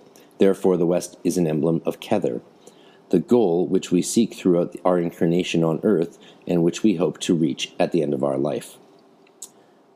After the north pentagram is drawn, the word Agla is vibrated. The sentence from which Agla is formed is Ata Gebur Leolam Adonai, which means Thou art great forever, my Lord, which is a powerful invocation, clearly calling upon the might of Adonai to aid and guide us through the darkness of things unknown. Agla is vibrated in the north because that is the direction of the greatest symbolic cold, darkness, shadow, illusion, and the unfamiliar. And that is, of course, from Rigardi's The Middle Pillar, page 191 to 192. I will throw in a little bit of word study here because that seems to be what's really missing from this excellent paper. Earlier we looked at the words from the Kabbalistic Cross, and I didn't say much there, but I'll throw in that Hesed, the word Hesed is an extremely old word. If you ask any biblical language scholar and native Hebrew speaker, they will all say that's one of these words that they don't even have a singular meaning for. It's a meaning that is a word that is intimately connected with describing the divine qualities, and despite what most translators say, would probably be most corresponding to the Christian notion of grace, believe it or not. Eheye, of course, is the word that God used when Moses asked who he was in the burning bush. I am. Whether it was because he was talking to himself high on acacia burnt DMT leaves, who knows? I'm just messing around. But Eheye, Asher Eheye, I am that I am. And also earlier we saw that in one of the Christian variations they were referencing Gevurah, and the word was justice, and that of course comes from the word din. The word din is also associated with Gevurah. That Sephirah could be called din, which means judgment, and as we know from like the river Jordan, Jar Din, the river of judgment. Agla is an acronym or a notaricon of this little aphorism, Ata Gevur Le'olam Adonai. And Yod He Vav He, well, enough's been said on that. We don't need to get into that. But Adonai is often overlooked in its depth of word meaning, because Adonai is not a Hebrew word. Well, it is, but it actually is a word that has the same root as the Greek word Adonis. So Adonai and Adonis developed equally out of the same root word, which would be written apostrophe DN, so Yadun, and that's an Ugaritic word which meant Lord and was often applied to terrestrial lords. That's just a little fun fact for you folks. Thank you listening to my podcast. I got to throw some gems out once in a while, eh? Cheers. Back to it. It has not proven possible to find evidence of this interpretation being advanced by any commentator prior to Israel Regardie in the 1930s. It may be original to him. It certainly has the feeling of being a retrofitted explanation. If it is the original reason for Mather's allocation of the divine names to the cardinal points, must remain a matter of conjecture. Perhaps the allocation was not based on any earlier sources. Perhaps it was purely arbitrary. As we shall shortly see, Mathers was not necessarily punctilious about such things. In any event, despite the use of authentic Hebrew god names, the correspondences found in this part of the Lbrp are not well founded in the Kabbalistic tradition. The Jewish Kabbalistic sages certainly posited correspondences between the cardinal points, the elements, the names of God, and the Sephirot, but they did not necessarily employ the combinations that are found in the Golden Dawn system. One passage in the Zohar, for example, sets out the following attributions. Quote, "Come and see, fire, air, water, and dust. These are primordial ones, roots of above and below. Those above and below are sustained by them. These are four, in four directions of the world, north, south, east, and west. Four directions of the world, inhering in those four. Fire to the north, air to the east, water to the south, dust to the west." See Matt, the Zohar, 83. Beautiful.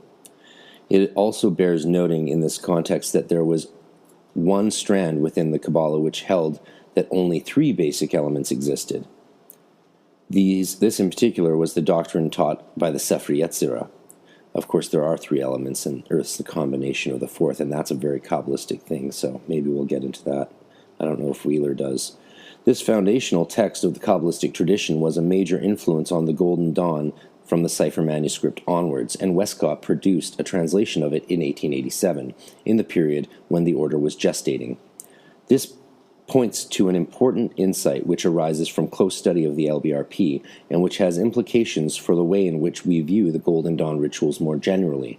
Mathers, Westcott, and their brethren were not drawing on and preserving an immutable body of timeless esoteric wisdom.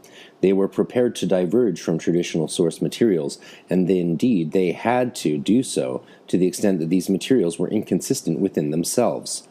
This is the problem anytime you try and create a harmonized system of knowledge or theory of everything. It's one of the problems with Blavatsky and later Dion Fortune. This was true in relation to the Kabbalah and also as regards Christian ceremonial magic. In the Solomonic grimoires, we find combinations of divine names and cardinal points that are both inconsistent and divergent from their usage in the Lbrp. Again, I've sort of mentioned whether you're working with planetary, elemental, or zodiacal forces, the structure and the framework, the schema changes. So the idea that the Lbrp represents some universal schema and not a schema for a certain purpose, a certain methodological end is a very problematic view. When you're considering the Lbrp, we should not see it as it's not the outline for everything. It's the outline to achieve certain results for a certain stage. Mathers, for one, was perfectly aware of this. In his translation of the Key of Solomon, which was published at the time of the birth of the Golden Dawn in 1888, he writes, "And within these four circles thou must write the four names of God the most holy, one in this order. At the east, El. At the west, Yah. At the south, Agla. And at the north, Adonai." And that is from Mather's edition of the Key of Solomon. These correspondences clearly have nothing to do with those in the Lbrp, but Mathers was not troubled by such matters. He adds in a footnote, the manuscripts vary as to the point whereat each name is to be placed, but I think the above will be found to answer. Again, from the Mathers Key of Solomon. This is a very revealing comment. Where Mathers' sources were inconsistent, he was prepared to cut the Gordian knot and impose what he considered to be a practical solution. This points to a wider insight to which we shall return. The role of the Victorian occult revivalists in the development of Western esotericism was not merely to restore old traditions, it was also to codify and solidify a body of what had previously been more flexible ideas and materials. That is very well said. Moving on to the pentagrams which the Magus is directed to draw, these are within the framework of the Golden Dawn magical system, Banishing Earth pentagrams. This is determined by the directions in which their constituent lines are drawn in the air. We will return shortly to the subject of the pentagram as an esoteric symbol. Note that the concept of a banishing pentagram appears to have predated Mathers. It is already found in the cipher manuscript, page 14, although this page may be written in a different hand from the rest of the manuscript. And I highly recommend everyone who, once you have gone through the grades of the Golden Dawn, to study Poke Runyon, my dear old friends, incredible work on the cipher manuscripts, and has not been surpassed what he's done. So Carol Poke Runyon's cipher manuscripts of the Golden Dawn is still the ultimate analysis of these things. The sister ritual of the Lbrp, the supreme ritual of the pentagram, also uses pentagrams drawn in different ways, which are attributed to the other three classical elements and to the fifth element of spirit. In addition, the Supreme Ritual uses other signs at this point in the action, including most notably the astrological glyph of Aquarius in the east, the glyph of Leo in the south, the outline of an eagle in the west, and the glyph of Taurus in the north. These signs are in turn associated with the four classical elements and with the four cherubim, supernatural entities. I don't think they're why would you call them supernatural? Come on.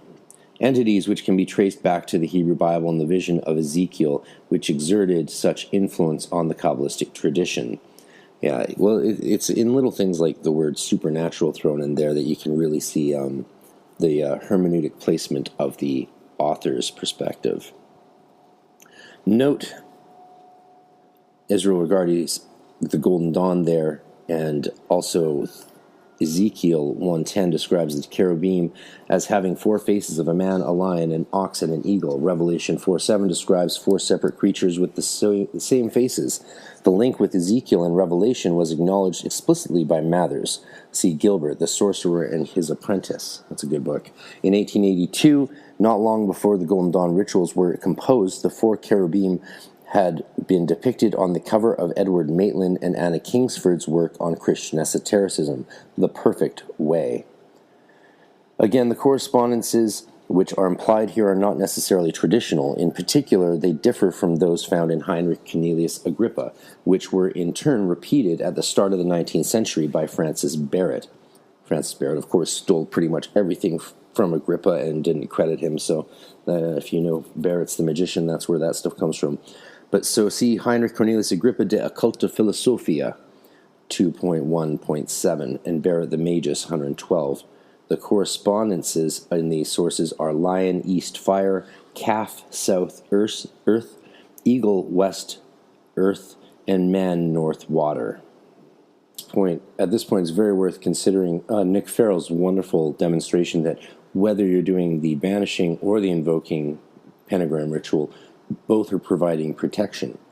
In his essay, he says about the banishing designed to create protections against astral nasties and remove parts of your personality or bad habits that you do not want.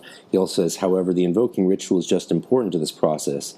The invoking ritual allows you to bring things into your life that you want and brings about your connection with spiritual forces. In other words, the banishing ritual of the pentagram is the purification and consecration aspects of the 0=0 ceremony, while the invoking ritual mirrors those aspects of the 0-0 ceremony which draw your higher self to you. In the 0-0 ceremony, the candidate starts with their sphere of sensation so black that it is impossible to see the four pillars of their sphere of sensation. During the fourfold purification process, the aura is cleared. However, the candidate is also exposed to spiritual forces represented by the visible and invisible God forms. The danger, then, of just doing the lesser banishing pentagrams is that you would not be drawing these forces to you. Recently, a person who came into contact with a temple I know said that he had been performing the lesser banishing ritual of the pentagram every day for 15 years and had felt it had not got him anywhere. It was suggested by the head of a temple that he try the Invoking Pentagram instead, and suddenly everything changed for him. He started making the spiritual and material progress he craved.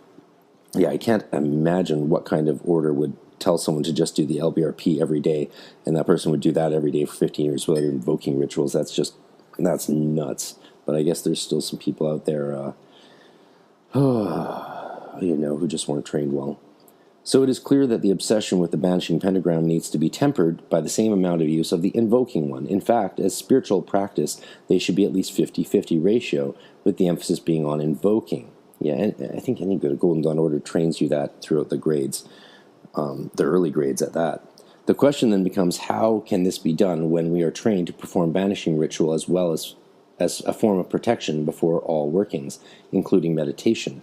Well, the answer lies in that what the Lrp actually does. The GD material implies that both the invoking and the banishing provide protection by virtue of the divine names, the angels, and the pentagrams, and the fact that the 6-rayed star is placed in your aura.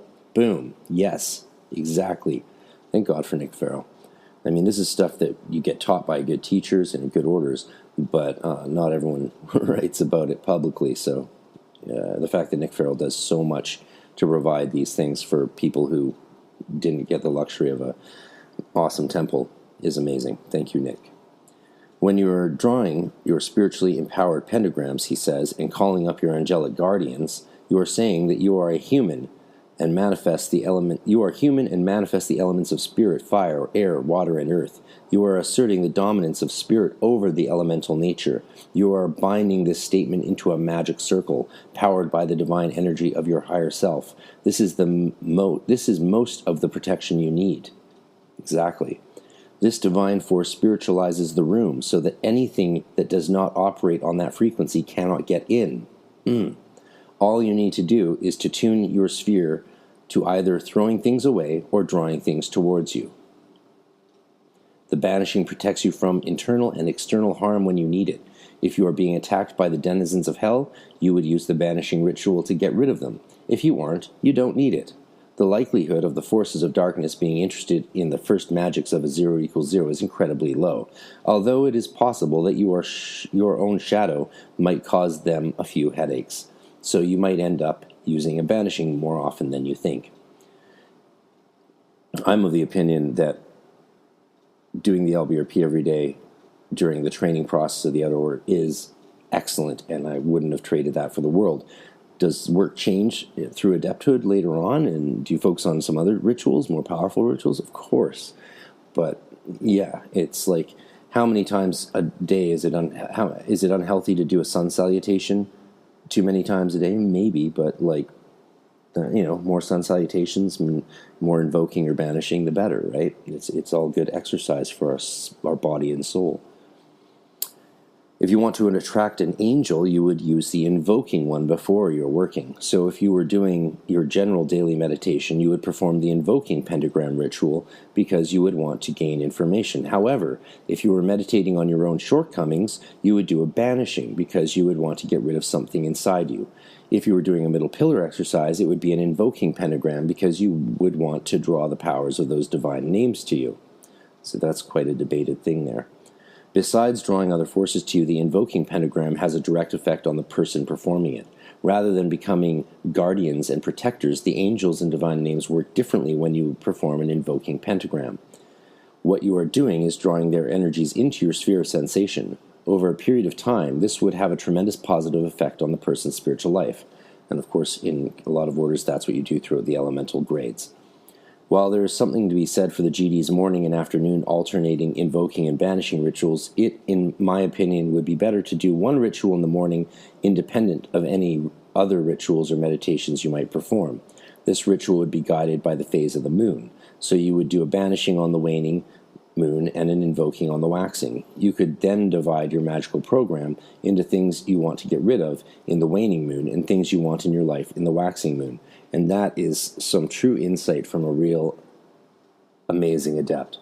That's where Nick Farrell's real adepthood shines through, is in those sort of observations from his lifelong experience and the tradition he represents. Again, if you're following an order curriculum, stick with what you're doing. Keep that in mind, because you have years of adepthood going on for the rest of your life to experiment with these things. Master your system first, move on after. It also begs another question. Before each working, the temples of the modern Golden Dawn orders of the Golden Dawn perform the lesser banishing ritual, the pentagram, to protect the working. Since we have seen that the working would be protected by either the invoking or the banishing, it might be time to rethink this idea. It might be that the invoking is more appropriate. Our modern-day orders have in many ways moved forward, but perhaps it is time that the invoking ritual, the pentagram, was restored to its former glory and becomes the subject of more explanation. And that you can find that article in defense of the lesser invoking pentagram on Nick Farrell's blog, and the comments and discussion below that are incredibly wonderful as well. So tons of good stuff from Nick Farrell. I highly recommend all of his books and writings. Regarding the invocation of the archangels, which again, Farrell has just made some very good points about. Wheeler gives the outline: stand with your arms outstretched in the form of the cross. Say, before me, Raphael; behind me, Gabriel; at my right hand, Michael; at my left hand, Uriel. It's a slightly simplified version of that, and sometimes it's been, of course, elaborated with more words. Of course, and there's an inconsistency, too, to present that with the least amount of words you would use, whereas in the Hebrew to argue to insert the ha, veha, gevura, veha. So why would you insert something there but not insert the similar things there? If you know what I mean, it's a subtle point I'm making, but it doesn't really matter. Let's be clear about that. But it's pedantic and a little bit fun sometimes. The position described in this part of the Lbrp, in which the initiate stands with his arms stretched out horizontally, was referred to in the Golden Dawn as the Calvary Cross. It also served as the position representing the god form of Osiris slain, god forms being physical postures associated with Egyptian deities. As we have already intimated, cross-based symbolism was one way in which the Golden Dawn sought to elide Christian and pagan religious traditions, thereby dissolving a dichotomy that was basic to conventional Victorian thinking. Excellently said. The four archangels named in this part of the ritual are all mentioned in Jewish scriptural texts. Gabriel and Michael appear in the canonical book of Daniel, while Raphael appears in the deuterocanonical book of Tobit in the Septuagint, and Uriel, appears in the apocryphal books of Enoch and 2nd Esdras. It is interesting to note that the four archangels had been borrowed into pagan magic as early as the Greek magical papyri. And see PGM 7 for that. Three of them, Michael, Gabriel, and Uriel, also appear in the Gnostic texts of the Nag Hammadi collection. See the text known as the Gospel of the Egyptians. It has been claimed that this part of the Lbrp has an identifiable source in a traditional Jewish prayer that was easily accessible in the 19th century, even to Gentiles like Mathers. Note, this claim is made notably in the Wikipedia page relating to the Lbrp, which in this book, essay was accessed 17th May 2019, because as we all know, Wikipedia is a bunch of garbage. It has been claimed that this part of the Lbrp has an identifiable source in a traditional Jewish prayer, blah, blah, blah. The prayer in question is sometimes referred to as the bedtime Shema, Kriyat Shema al-Hamit, also rendered as, for example, Kriyas Shema, or Shema. But the likelihood is that this prayer is not where the four archangels in the Lbrp come from. Rather, the bedtime Shema and the Lbrp both appear to have an earlier common source in Jewish literature. The clue is found in one of Westcott's writings. Quote, according to one Jewish tradition, which has met with much Christian support, there are four principal archangels who stand around the throne of Jehovah. They are Michael, Gabriel, Raphael, and Uriel. And that comes from Robert Gilbert, The Magical Mason. See The Magical Mason by R.A. Gilbert, page 128. The throne is not mentioned in the bedtime Shema, and so we may surmise that Westcott, and presumably also Mathers, probably knew of the motif of being surrounded by the four archangels from another source, one which did mention God's throne. The motif appears in such a form in medieval rabbinical writings, and it is suggested that this is the ultimate origin of this part of the Lbrp, perhaps mediated through some more recent Christian sources or texts, and those being see Perks de Rabbi Eliezer 4 and Numbers Rabbah, if you know the Rabbah writings, Bamidbar Rabbah. For a later Christian source that would have been available to Mathers, see Gill, an exposition. The invocation of the four archangels stands out somewhat in Jewish practice, as the notion of praying to angels was traditionally disapproved of in monotheistic rabbinical Judaism. The invocation of angels first appears in Jewish prayer in the Seder Rav Amram Gaon from late 19th century Babylonia. Quote, when a person goes out at night at no specific hour, he should say, God is on my right, and Uziel is on my left, and Nemuel is before me, and Sha'ashuel is behind me. The presence of God is above my head. Save me, Lord, from evil and affliction and from an evil Satan. And that is from Levin et al. Gabriel is on the right. Angelic protection in Jewish magic. I can tell you from my own study of untranslated Aramaic spells in the 2nd century of Jewish Judeo-Christian traditions, this stuff is really, really common.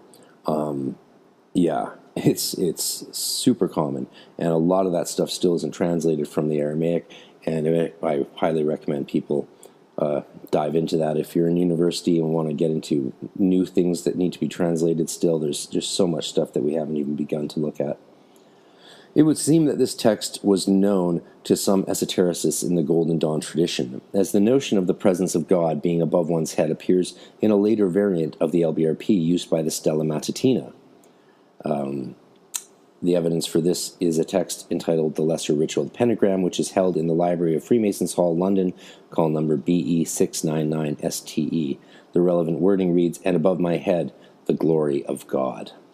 It is not clear, however, whether the text influenced Mather's original composition of the Lbrp.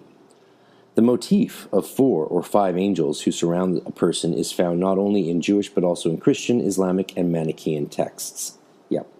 It has appeared in both liturgical and magical contexts, including amulets and incantation bowls from antiquity to modern times. And there we go. So the author is very familiar with the massive magical tradition of writings that most people just aren't aware are so numerous. The identity and directions of the angels are not consistent in this body of material. See Levin et al. Gabriel's on my right. Angelic Protection in Jewish Magic is a good essay for a table of different angels and directions. So again, the Golden Dawn has no fixed traditional set of correspondences to preserve. When we try to track the motif back in time, the trail leads us to the profoundly pagan world of Babylonia in the 2nd millennium BC. Here is a text from that world in which an exorcist is invoking the protection of the gods. Quote, I am the exorcist, the Sangamahu, priest of Ea. I am the purification priest of Eridu. The incantation which he casts is dedicated to bringing calm. When I go to the patient, when I push open the door of the house, when I call out at his gate, when I cross the threshold, when I enter the house, when Shamash in front of me and Shin behind me, with Nergal on my right and with Ninurtu on my left, when I approach the patient and lay my hand on the patient's head, may the good spirit and good genius be present at my side. For the full text, see Geller, Healing Magic and Evil Demons. This part of the Lbrp, then, is a very old piece of Near Eastern paganism, mediated through the Abrahamic faiths and articulated in Jewish language. Again, Mathers had stumbled on something that had more baggage than he could have realized, and I would be willing to bet personally that had we not burned down Alexandria and stolen all the magical texts of the Vatican, we would find hundreds of more references to magic like this. That would be my contention. We noted above that there are no fixed traditional attributions of the archangels to the cardinal points. How then did the archangels acquire the positions that they occupy in the Lbrp? That's the question. Is it an important question? Who knows? The Golden Dawn correspondences between the archangels and the elements go back at least as far as Agrippa, as plagiarized by Francis Barrett. Yep. But the correspondences between the archangels and the cardinal points depart from those in Agrippa. It is evident that they were generated by mapping Agrippa's archangel element correspondences onto the separate set of element direction correspondences derived from Claudius Ptolemy. This is a prime example of the kind of conceptual surgery that was performed by the Golden Dawn in the course of creating its magical system. Note, it may be worth noting that this had already been done before Mathers came on the scene. The Lbrp's system of correspondences between archangels, elements, and cardinal points is apparent in the cipher manuscript. Again, so this is all representing a somewhat older tradition. How old, we don't know. The two stars. Before me flames the pentagram. Behind me shines the six-rayed star. Here the Magus declares that he is positioned between the pentagram and the hexagram, two important esoteric symbols. The pentagram, which we have already met in an earlier part of the Lbrp, has become inextricably associated with the occult tradition to the extent that it serves quite widely in popular culture as a symbol of magic and witchcraft. The historical roots of the symbol are profoundly deep. Pentagrams are archaeologically attested in Europe and Asia as far back as the Stone Age. Yup. And they found their way into religious and philosophical currents ranging from Pythagoreanism to Paracelsianism. Most relevantly for our purposes, both the pentagram and the hexagram appear specifically in the Solomonic tradition, for example, in the magical tool known as the Seal of Solomon, and they were subsequently borrowed into Freemasonry. The pentagram and hexagram symbolism in the Lbrp is likely to derive from these sources as mediated primarily through the writings of Eliphas Levi. In general, in the Golden Dawn system, the pentagram is the sign of the microcosm, while the hexagram is the sign of the macrocosm. So yes, we stand as the bridge to the microcosm and the macrocosm.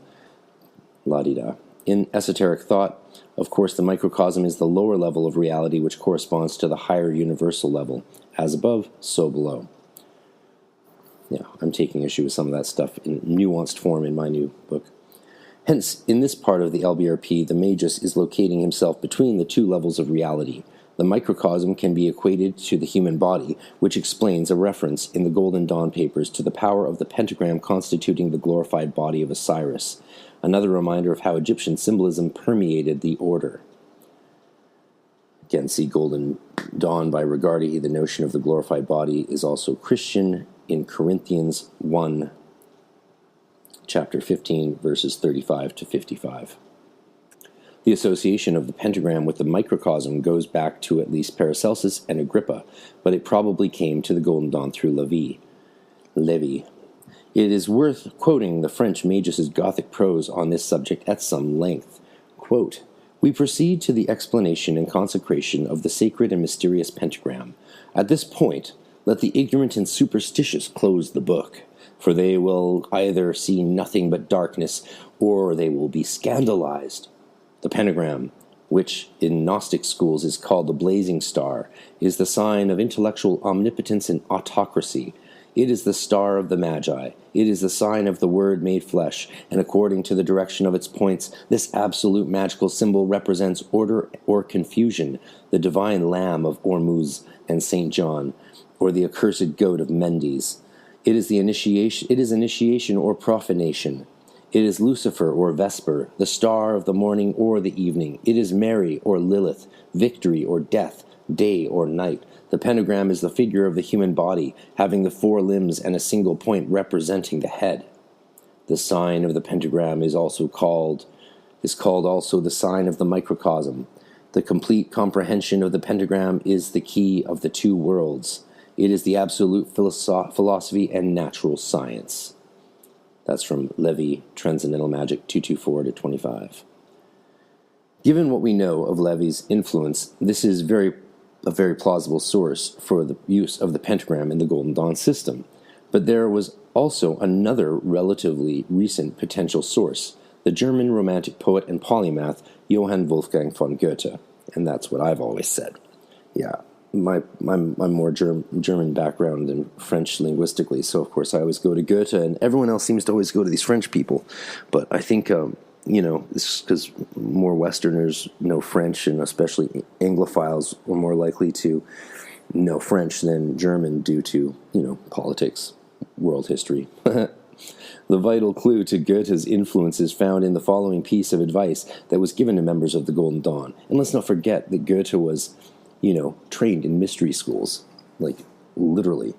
In all cases of tracing a pentagram, the angle should be carefully closed at the finishing point. That's from Rigardi. Why would this seemingly trivial matter be emphasized? The answer, it seems, lies in Part 1, Scene 3 of Goethe's Faust. And here is some of Wheeler's excellent scholarship at work. Mephistopheles explains to Faust that a pentagram is preventing him from leaving the latter's study. How, then, did he manage to enter in the first place? It appears that there is a fatal gap in the shape of the pentagram.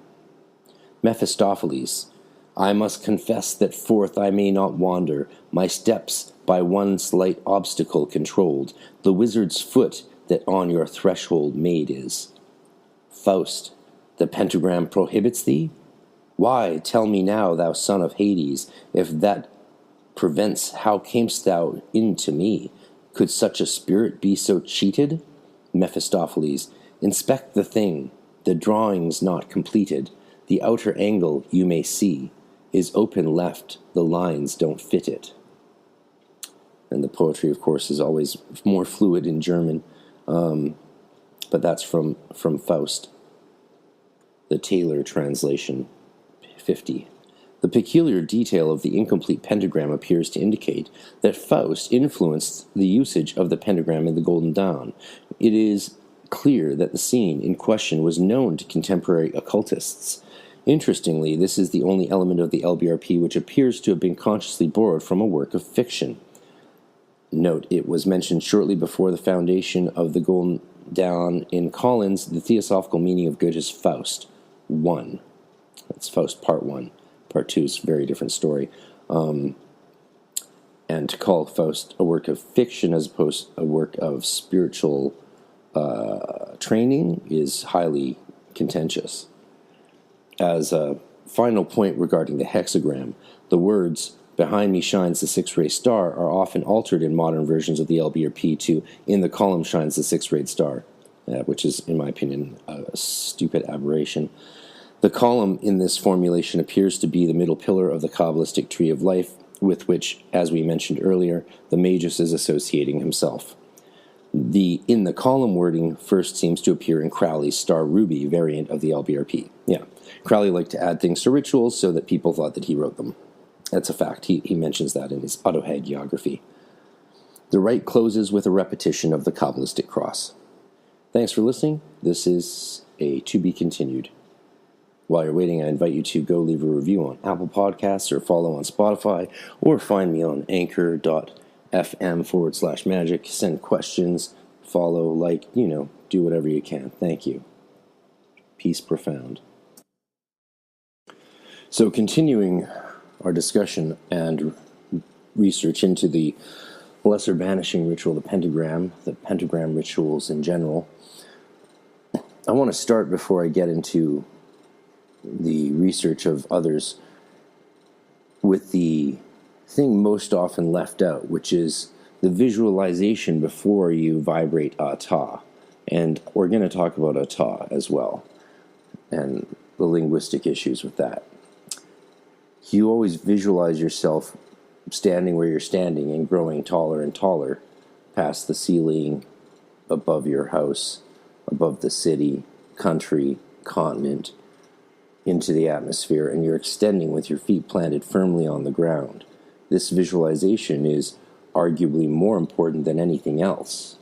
Honestly, to not do this is very dangerous, in my opinion, and everyone's opinion I've ever spoken to on the subject. So you keep visualizing yourself going past the moon, past the planets and stars, past all of space into a nothingness, and you keep going through the nothingness, and you can take as long as you want with this visualization, because as a meditation, it's teaching you how to stretch yourself vertically, spiritually, and you should feel it. And you keep extending past the darkness, and past the darkness you see the infinite light above and beyond Keter. And that's very important. So you're stretching to as far as you can stretch, and once you've gone through all the darkness imaginable, there, beyond everything, you grasp that Ein Sof Or, that limitless light, which is the creation of the Ein, the nothing, and the Ein Sof, the limitless. And it's the result of Tzimtzum, of course. And Tzimtzum, as we know, is the nothingness is self-constriction and retraction into itself to produce that first initial beam of creative light, which forms the entire tree and all of creation. So then you draw that light down to your forehead with your finger or hand or dagger, depending on where you're at, either in initiatory stages or your own personal path if you're doing it that way, and you vibrate Ata. So to not do that exercise is to essentially just grabbing the energy around your sphere of sensation and bringing it back down through your crown into your body and recirculating dirty current, as some would see it. So that visualization process is crucial at the beginning of the pentagram rituals, of the Kabbalistic Cross ritual, which is really a ritual unto itself and should be seen that way, even though we do it many times in the course of ritual work often. Again, there's some variation, of course, based on schools of practice and orders, but that's fine. I highly recommend, I always would make my students go through just that meditation as an entire exercise over half an hour. We've done that over half an hour. I've put myself through doing just that visualization over half an hour many, many times. And you'll find after years of doing this work that there's times when you want to sit down in a chair and just focus on that kind of meditation and that stretching of yourself beyond all existence. You really are letting all of your imagined known creative universe slip away. You're going past it, but not traveling beyond it, because your feet are grounded firmly and planted on the earth. And that's crucial. And actually, that's the idea that led me to one of probably my greatest contribution to the corpus of neophyte grade material and Golden Dawn material that was entered into the mainstream of literature. Because I always thought, wouldn't it be significant to even preface that visualization to the Kabbalistic Cross with something else, something that takes us deep within the earth. As a very pantheistic person, I used to be very panentheistic, but now I'm even more pantheistic, and I'm highly anti-supernatural. I regard all forms of supernaturalism as an incredible intellectual debacle, and that's not because I don't think there's miraculous and spiritual beings out there or creative folds within semiotic nature that are hard to comprehend. It's because I think the idea that there's a force outside of nature that we either pray through petitionary atonement or interventionary prayer to act within nature from outside of nature is an incredible flaw in recognizing the basic reality we find ourselves in. We can have multi-dimensional, multi-universal nature and dark matter and all these fascinating things that exist within nature, and we don't have a need to find something miraculous outside of nature. And that's what most of my writings over the last 20 years have been targeting, is that what I see as a dangerous ethical fallacy, which leads to us behaving in ways that we think give us dominance over nature, give us authority to act in violation of natural life and will, and supersede others' dignity and right to life by claiming supernatural authority of some great gods or God or power that gives us dominance and righteousness from a supernatural source. That is, I think, the most heinous of all human beliefs. But if you want to see magic as functioning by drawing on some supernature, go for it. I mean, the methodology is more important ultimately, I think, than the the view we have of the metaphysics beyond it. And of course, in this life, we will never be certain of anything. We see only through a glass darkly. And when the fullness comes, we'll see in the full. But until then, what can you do? So thinking about sending ourselves into the earth is what led me to create the Meditation of Harpocrates, which you can find on Amazon, and has been copied and put into many grade materials across many orders ever since, mainly because many of those orders grade material were created by people that I worked with in the late 90s and were friends with, and were students who I taught that to at many international conferences, and they've gone on to create orders or be major players in a lot of the main orders, and that material is now entered into the mainstream, and that's something very good. I think the Meditation of Harpocrates, which I have earlier on this podcast in a version I did with someone, not in an ultimate form, is really a piece that was missing in the Neophyte grade material. And it prefaces God form work, of course, in the most beautiful way. And if I was to recommend to you, anything, it would be to do the Meditation of Harpocrates. Then, once you finish that, do the rising up to space and then the Kabbalistic Cross. That would be a full ritual in itself, but could also preface any other ritual work like the pentagram rituals and daily banishing or invoking. Lastly, you don't have to spend forever stretching yourself upwards. Like when you're doing this, say, 6 times a day, which I'd say is the average amount of time that someone's doing the Kabbalistic Cross ritual if they're doing an initiatory regimen of ritual work and working through an order. You're not going to have time to take 20 minutes or even necessarily going to take 5 minutes. You can take a couple minutes. You can take a minute. And the more and more you practice it, the easier it is to just do it at will when you're out in the world and really need to elevate or draw in current of a variety of different forms and forces. Let's moving back to what Graham Wheeler says to conclude his research, and there's going to be some interesting things here.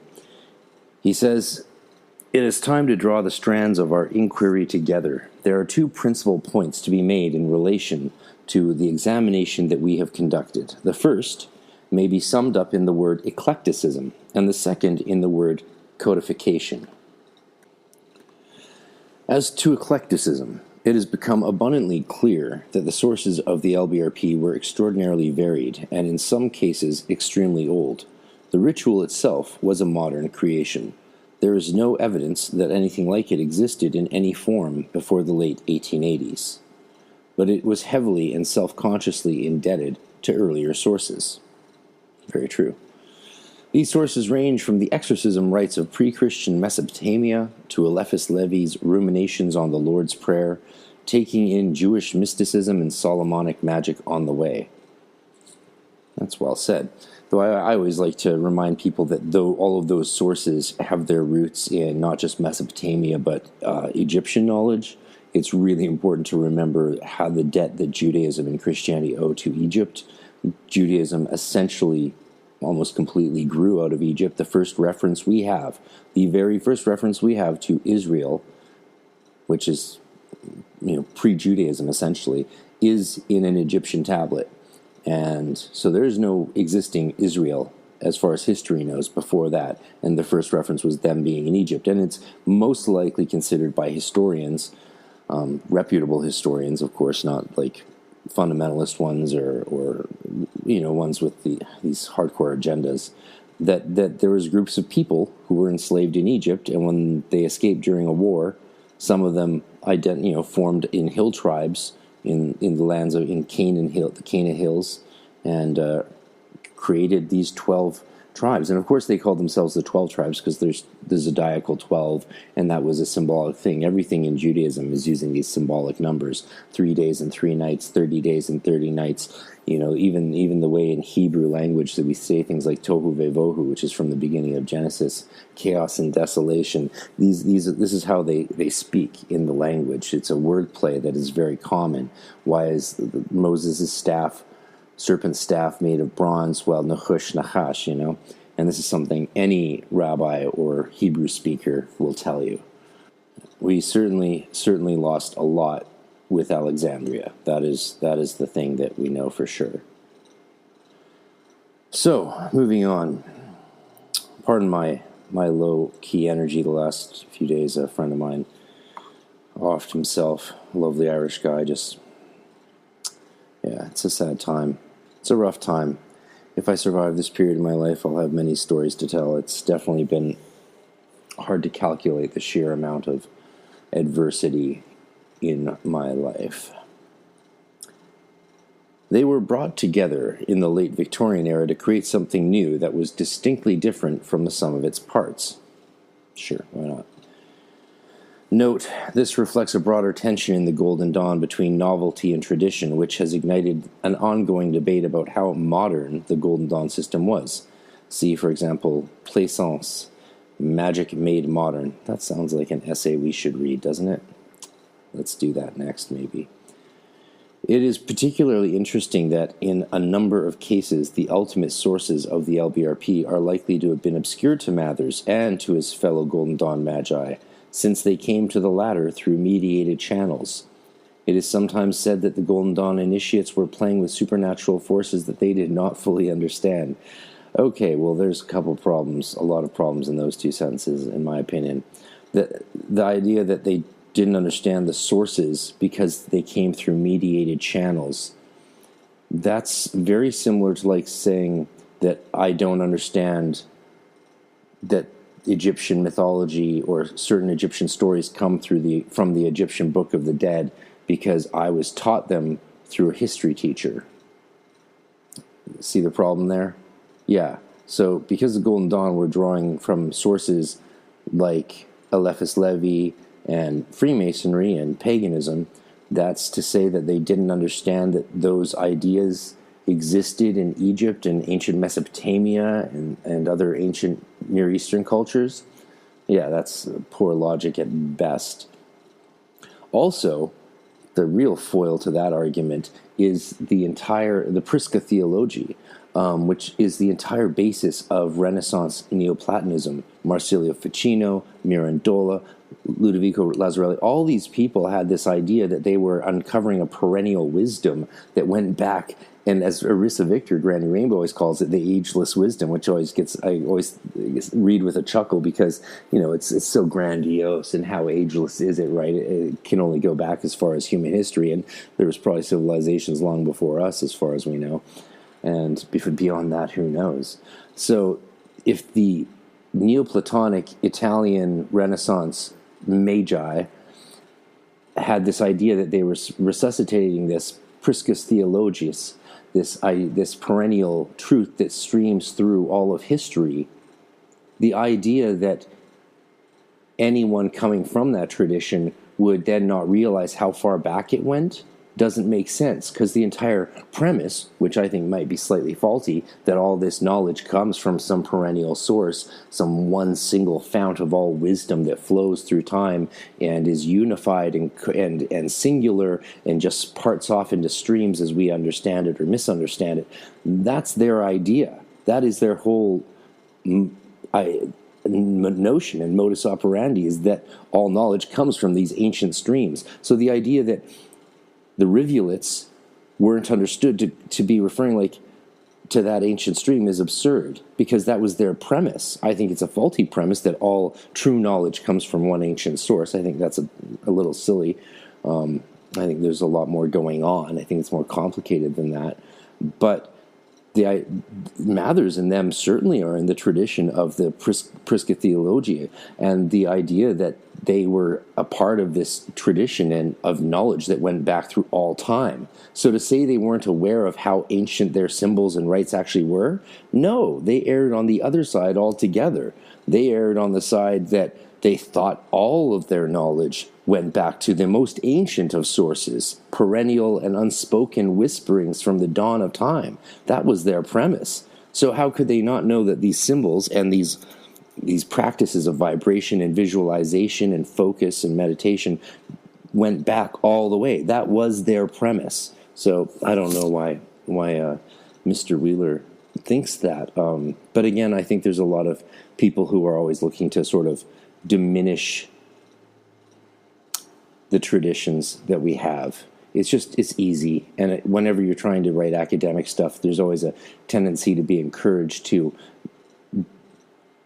err on the side of over criticism, of saying, oh, this is what people say, but they're wrong, and it's not right, and it's wrong. Because if you don't do that, then you look like you're just a lackey or a follower of what's being said, and you get more credit academically if you criticize in the pejorative sense. So that's a tendency a lot of scholars fall into, and I was taught well to be aware of it by people like Nicholas Goodrich Clark and Sally McFaig and my other professors, who were not lured in by either postmodernism, modernism, structuralism, or any of these things. They taught me to use these things see them as models of thought to be used critically with critical thinking and logic and good hard scholarship.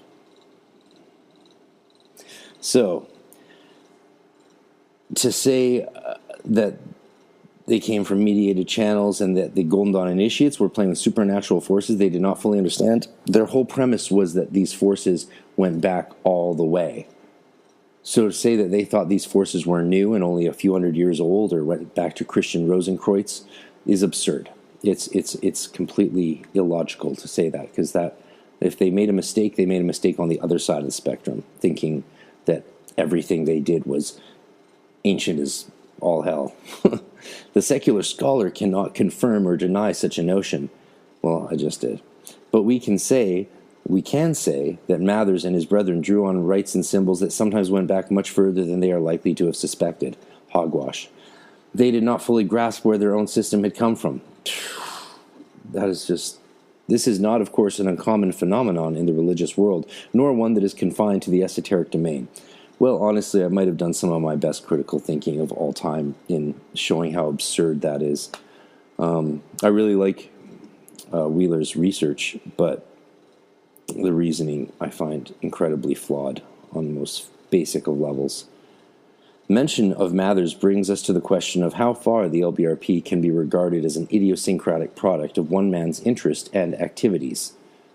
I guess he's saying, as opposed to one man coming from an old tradition that he understood better than most at the time and was using to compile in a way that was more relevant and useful for the people in place around him at this time. See, that's what I would say Mathers did. He was a bearer of the tradition like all these other Freemasons and Rosicrucians were, and just mystics in general. Well, they take all the knowledge. We take all the knowledge we have, and when we create new things or innovations, we take what we know, and we usually know how far back it goes. We, at least as far as is possible for anyone to know. Some of us believe it goes back further than we can prove. Some of us believe it doesn't. But either way, we put it together in the best way. We're usually not putting it together in an idiosyncratic way just to sort of show our own personal interests. That's the practice of one of these copy and paste sort of magicians that you see today, more likely than someone who's been rigorously trained and put through the ringer over and over again by teachers to make sure that they understand the actual practices that are having passed on to them. So when we put them together, it's usually in a very self-conscious way, and very hesitantly, and usually tested in small groups for a long, long time. And if, like, some of the things I've contributed to the tradition over the last 25 years have made it into the broader scope of things to the extent that my name's even been taken off them, that's actually a victory. That's the most flattering thing you can have done to your magical work, is if something you create as a teenager in your diary and then teach throughout your lifetime, and next thing you know, it's being printed in magical manuals and grade materials of orders whose members you've never even met.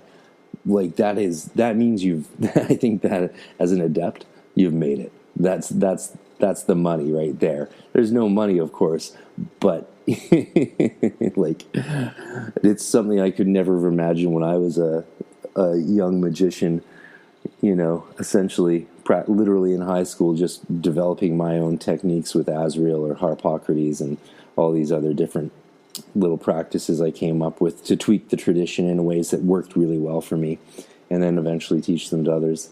That's funny. Yeah. Oh, man, I'm sad. If one shares Arthur Macken's negative value judgment, it is easy to attribute this eclecticism of the Lbrp and of the Golden Dawn rituals more generally to the personal obsessions of Mathers, of course, that man of much learning but little scholarship, W.B. Yeats called him, or, quote, that comic Blackstone of occult lore, A.E. Waite called him. Of course, these men both actually did like Mathers and, took pot shots at him as friends. I mean, sure, Mathers was not, to call him of little scholarship, much learning but little scholarship. See, that's a very nuanced thing Yeats said, and I wouldn't disagree. I think Mathers probably did have much learning and yet little scholarship, but I think he did put things together in a very specific, unique kind of way. And the magical imagination, this is something I talked at length with Frater Yeshi, about how scholars and academic writers do not make the best occult writers usually. The best occult writers are usually writing in a way and thinking of things and seeing things in a way and communicating them in a way that isn't according to rigorous academic guidelines, but is serving a different purpose and is really heuristically coming at it from a different methodological angle, trying to achieve something different. So laying out the information in a different order than you normally would for an academic logical argument. That's how you get practical magicians sharing practical knowledge with each other. And I think that Frater Yeshi had a really good point when he said that. So here when Wheeler says, can we just write this off to the personal obsessions of Mathers, a man of much learning and little scholarship, or that comic Blackstone of occult lore? Wheeler says actually that such a notion should be challenged, however. In this regard, Mathers was not for once behaving eccentrically.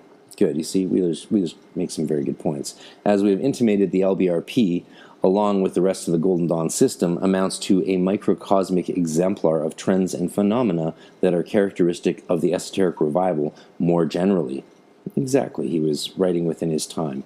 Mathers' magpie-like appropriation of ideas and symbols collected together and decontextualized from their circumstances of origin was far from unique.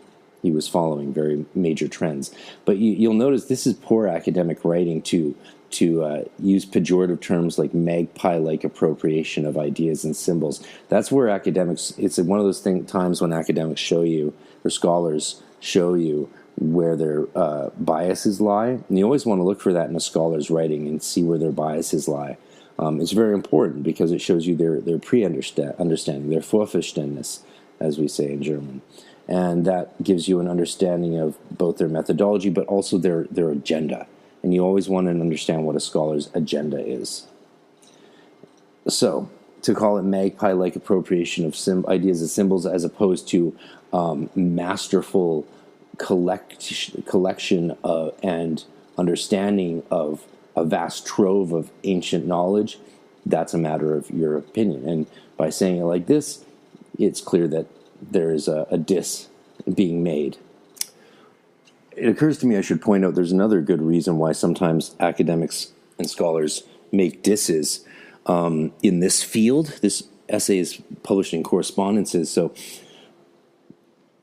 in the academic realm of studying occultism, it often will do you benefit to take a sort of a sneering stance towards the practitioners of magic. If you, as an academic, sort of say, I'm studying this, but begrudgingly because these people are basically nuts, and I'm just presenting, scholarly knowledge for the sake of scholarship, but I don't buy into any of this crazy nonsense. So if you take that sort of approach a bit, it can be easier to get published. And that's why some scholars do that as well. Even if it's insincere, they'll take pot shots and be sort of sneering about actual magicians, where like people did that with Yeats for the longest time. The only way they could write about his occultism was by saying, and he did this weird funny stuff that no one took seriously and that he didn't even really take seriously, despite saying it was the most important thing in his life next to his poetry. But we're going to study it anyway because no one's really done a good book on it, so let's do that just for the sake of it. But if you took it for the longest time, the stance that Yeats had this really amazing interest and pursuit of something with his whole life that no one else understood, and that maybe there's insight there and we could all learn something from that or develop. If we did similar practices, then people would just dismiss you flat out. That was the case for most of the history of Yeats scholarship.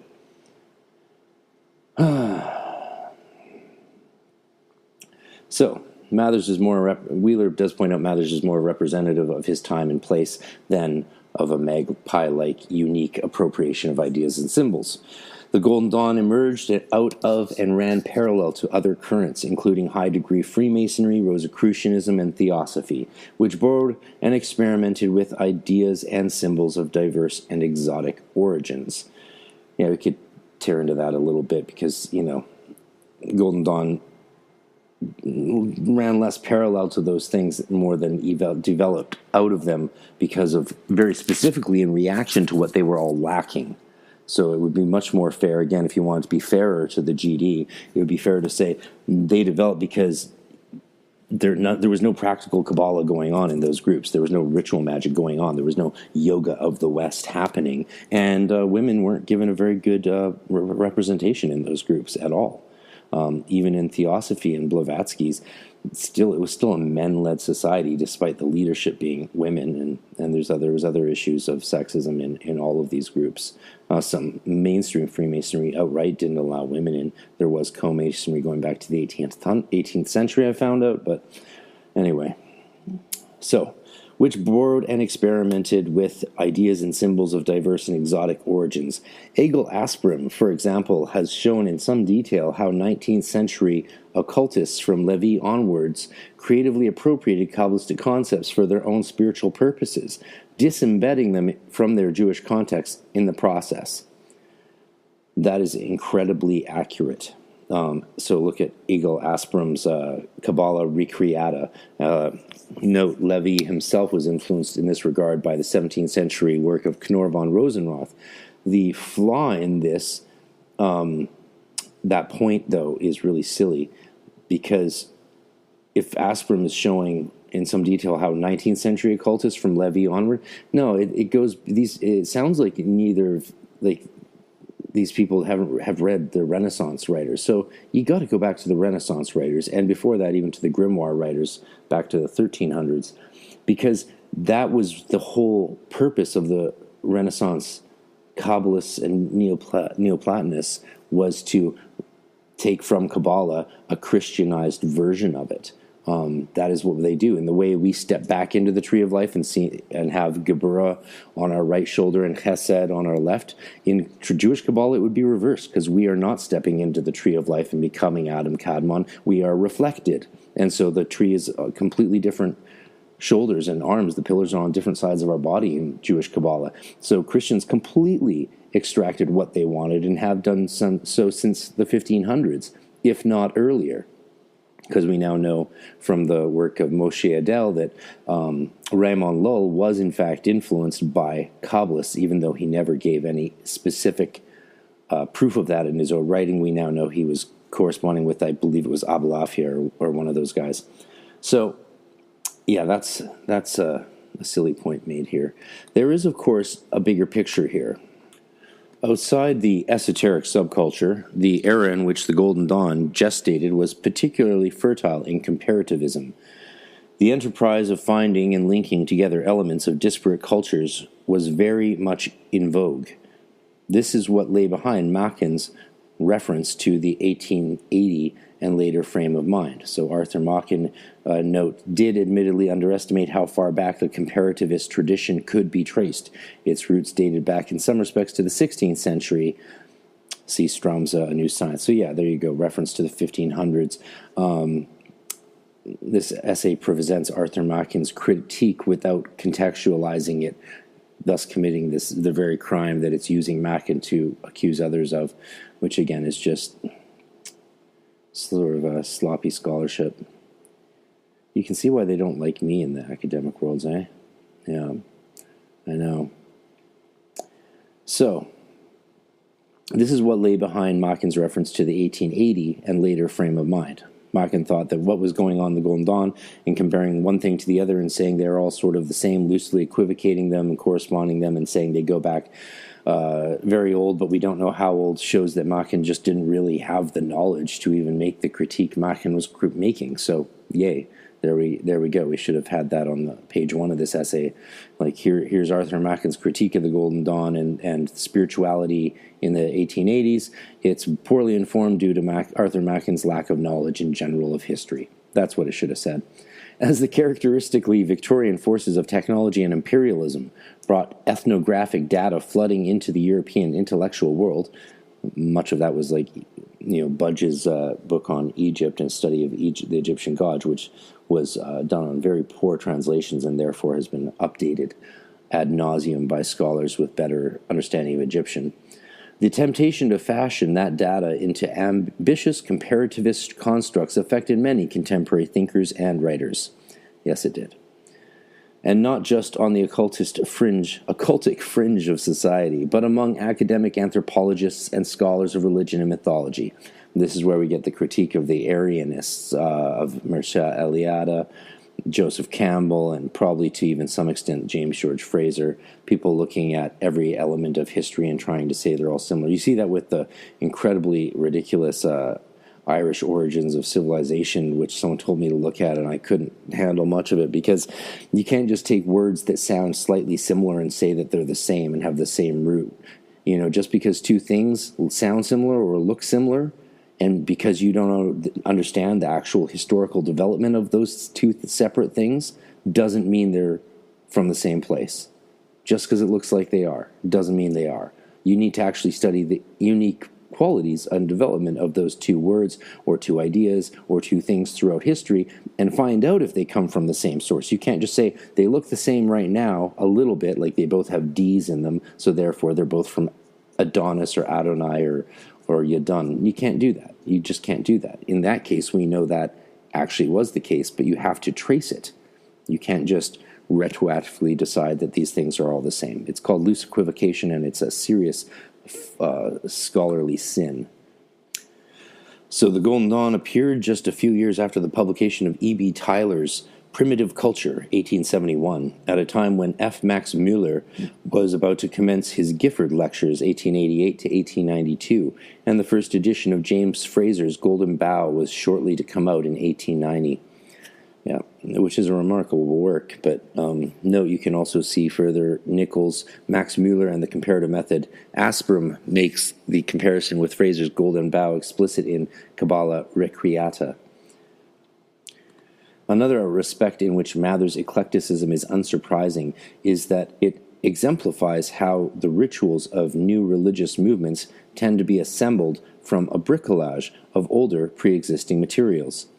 It has been stated that, quote, old and well-established rituals predominantly serve to maintain and stabilize prevailing religious traditions, while rituals in NRMs, that's new religious movements, are elements in the installation of experimental novelties. Yet paradoxically, it would seem that such novelties often require the impression of age and authority that is derived from well-constructed rituals based on semi-familiar models. The same paradox may be seen in the broader category of invented traditions that grew up in the period of unprecedented social and economic change between 1870 and 1914, as discussed in the classic volume edited by Eric Hobsbawm and Terence Ranger. And that's Hobsbawm and Ranger's The Invention of Tradition. See also subsequently Lewis and Hammer, editors of The Invention of Sacred Tradition. Also Alison Butler identified the Golden Dawn as an example of invented tradition in Victorian occultism. Hanegraaff, of course, Wouter Hanegraaff wrote many books going deeply into this exact process of new religious movements, New Ageism, and modern traditions formed out of ancient rites and traditions, and there's a lot that can be gotten into on that issue alone. In his critique, Hobsbawm and Ranger's work, Guy Biner noted that the success of invented traditions, quote, very much depends on their association with transformations of existing traditions. I mean, that's not a shock there, right? So if you make something new, the success of it depends on how you are transforming the older thing that it came from. Yeah, I mean, this is where scholars get a little pedantic, and the rest of us can be like, well, duh. I mean, we like often new songs because they remind us of old songs. It could be said simpler. In this vein, a Golden Dawn initiate would be presented with quasi-Masonic ceremonies in King James Bible English, studded with words and gestures that were in part broadly recognizable and in part impressive and exotic. The resulting impression of familiarity, mystery, and antiquity must have gone a long way to dispel any sense that the initiate was participating in an essentially novel endeavor, using texts which Mathers had concocted out of books in the era of phonographs and steam turbines. Well, you know what I always say, if the King James Bible was good enough for Jesus, good enough for me. So this is one way of framing that argument, and it could be framed other ways in a very serious regard. So if you're looking, Wheeler here is taking the stance that the syncretic form of the Golden Dawn tradition, rituals, and initiations are effective and powerful and have sustained really themselves in history the last 100 years because of the, reference to the older traditions and the fancy language of the King James Bible and all these different little, symbols from Jakob Böhme's Rosicrucianism and all these pagan ideas and mythologies, and that's why it worked. And it's completely ignoring the possibility that there's something we like to call spirituality, and the spirituality has a very ancient process to it that actually doesn't differ a lot across cultures and time, and that what was going on was this sort of alchemical representation of that spiritual process, simply given this, syncretic paint job of other traditions, maybe with the intention of showing how all traditions are one, or how all spiritual transformation of the human soul, no matter what era, time, place, culture, or race you are or come from, is essentially the same story, one of love, let's say. If this was an essay in a spirituality journal, that would be the angle they would take, and it would be a lot more beautifully presented. But because this is done in a journal that has a different agenda, I suppose, and is looking at the fallacies of innovation and the contrivance of it rather than the spiritual essence behind it, this is what you get. Concocted out of books in the era of phonographs and steam turbines. Yeah, I love the pejorative bias there.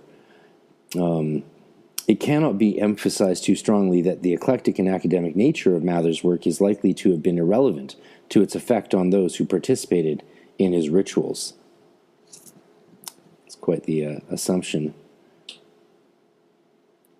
As the scholar of ritual Catherine Bell has noted, purity of lineage has never been an important principle of ritualization. Evocative symbols and familiar practices are readily revised for new purposes or reinterpreted for new communities. Absolutely. The question is, are they done so as to hoodwink people into a new fad, or are they successful at creating a new fad because they get the symbolism right and because the spiritual practice has an effect that is transformative and fulfilling? See, if you ignore that second point, then it's really easy to be hypercritical and pejorative with the first one. Bell was writing in the context of Soviet communism, a kind of political new religious movement, and its bureaucratically composed public ceremonies. Such observances were at least partially effective in engaging citizens of the workers' paradise. They would find in these rites bits of folk custom remembered from childhood, songs sung in school, formalities that fit their expectations for proper etiquette, and tedious bits of government ideology. That's from Bell, Ritual. See also the Black American holiday Kwanzaa, which was created in the 1960s out of the authentic but eclectically selected African cultural data. That's what the footnote says. Also, you can take note of the fact that comparing the creation of the Lbrp to Soviet communist rituals for encouraging obedience in Soviet Russia's worker paradise. I mean, if you're making those two comparisons tells you a lot about the point of view coming at you from the page. One does not have to strain too hard to find a parallel here with the likely effect that Mather's researches in the British Library had on the middle-class Victorian Christians who entered the Golden Dawn's temples. Yeah, that's basically saying, oh, they were so impressed by him sitting in a library that anyone had access to back then. It wasn't just for PhDs. And, using his bits of knowledge to research. He's saying that impressed the middle-class dum-dums who got, lured into this order that claimed ancient lineage. This is a very bad part of the argument, and a very sad part. Anytime you accuse people, you just make the assumption that people are doing what they're doing spiritually because they're stupid and dumb is uncritical thinking. It's a dangerous thing to do. A more immediate parallel is offered by another 19th century new religious movement for which an elaborate eclectic liturgy was created, the Catholic Apostolic Church, or Irvingites. John Bate Cardale, 1802 to 1877, equipped the new Irvingite Church with the Eucharistic service that was combined from Anglican, Protestant, Roman Catholic, and Eastern Orthodox elements, going back to the patristic period, but mediated in many respects through 17th and 18th century scholarly writings. See Lancaster, John Bate Cardale. The basic similarity to Cardale's endeavors to those of Mather's is evident, and it bears noting that the Irvingite liturgy was generally considered, even by outsiders, to be moving and impressive. It should be recognized that the eclecticism is not confined to new religious movements. It is not unusual for established religious communities to draw their rituals creatively from a body of source material that originally came into being in substantially different contexts. So at this point, the bias is very obvious, and I also think the author is not aware is not self-aware of their own active prejudices, and I mean prejudices in the technical sense of prejudicia, or vorverständnis, pre-understanding. Because by criticizing things on one ground, you're giving primacy to another set of assumptions that say things are more only true or valuable in their original context, and once they're removed from their context to another context, they have less value. And that's a very ethnocentric view, and not one that is argued for its validity prior to its usage in this argument. And it's so clear just to say that this fellow who created the Catholic Apostolic Church and mishmash things together to create a different version of the liturgy, more based on older patristic writings, but within the context of 17th and 18th century scholarly writings. It's like, oh, but it was even found moving and impressive. Whoa, shocking. That kind of argumentation is so fallacious. It shocks me that it's getting published, though not really, because, to be honest, the state of academia today is very sad.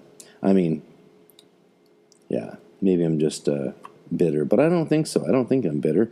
I just wish they would be more interdisciplinarily rigorous, getting locked into their own field so much they don't consider things from outside their perspective at all. It should be recognized that eclecticism is not confined to new religious movements. Really, it is not unusual for established religious communities to draw their rituals creatively from a body of source materials that originally came into being in substantially different contexts. Then why did you make that argument in the first place? One clear example of this, see, now just moving on to an example rather than actually showing... Wow. One clear example of this is the Roman Catholic Mass. The components of this ritual derive from a varied combination of sources which have quite different origins, genres, and functions. The laconic, repetitive Kyrie can be traced back to a mixture of pagan, Jewish, and early Christian texts.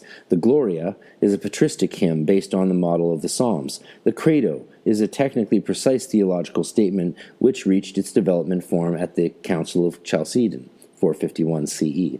The Sanctus derives from the early Israelite prophet Isaiah's vision of the throne of God spliced with a gospel verse which refers to Jesus in a totally different context. And the Agnus Dei is based on the different verse from the Gospels. And so this is all referring to the traditional Latin Mass, not the contemporary Latin Mass or the contemporary Mass. The texts are a mixture of prose and verse, and they contain words from several different languages, leaving aside modern vernacular translations. Note, although dated Jungmann, the Mass of the Roman Rite is still fundamentally the history of the Mass.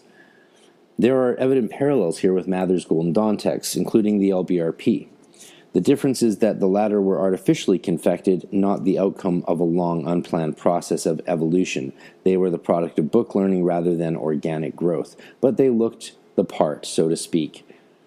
Here we have the basic argument that authentic tradition rituals, and the author would underline authentic or valid rituals, come from an organic growth throughout history, despite the fact that people sat down at councils to cobble these things together oftentimes. Mather's efforts, like those of Cardinal and the Soviet nomenclatura, generated ritual products which had the same kinds of characteristics as are found in established religions. The fact that Mather's sources were varied helped rather than hindered his success in this regard.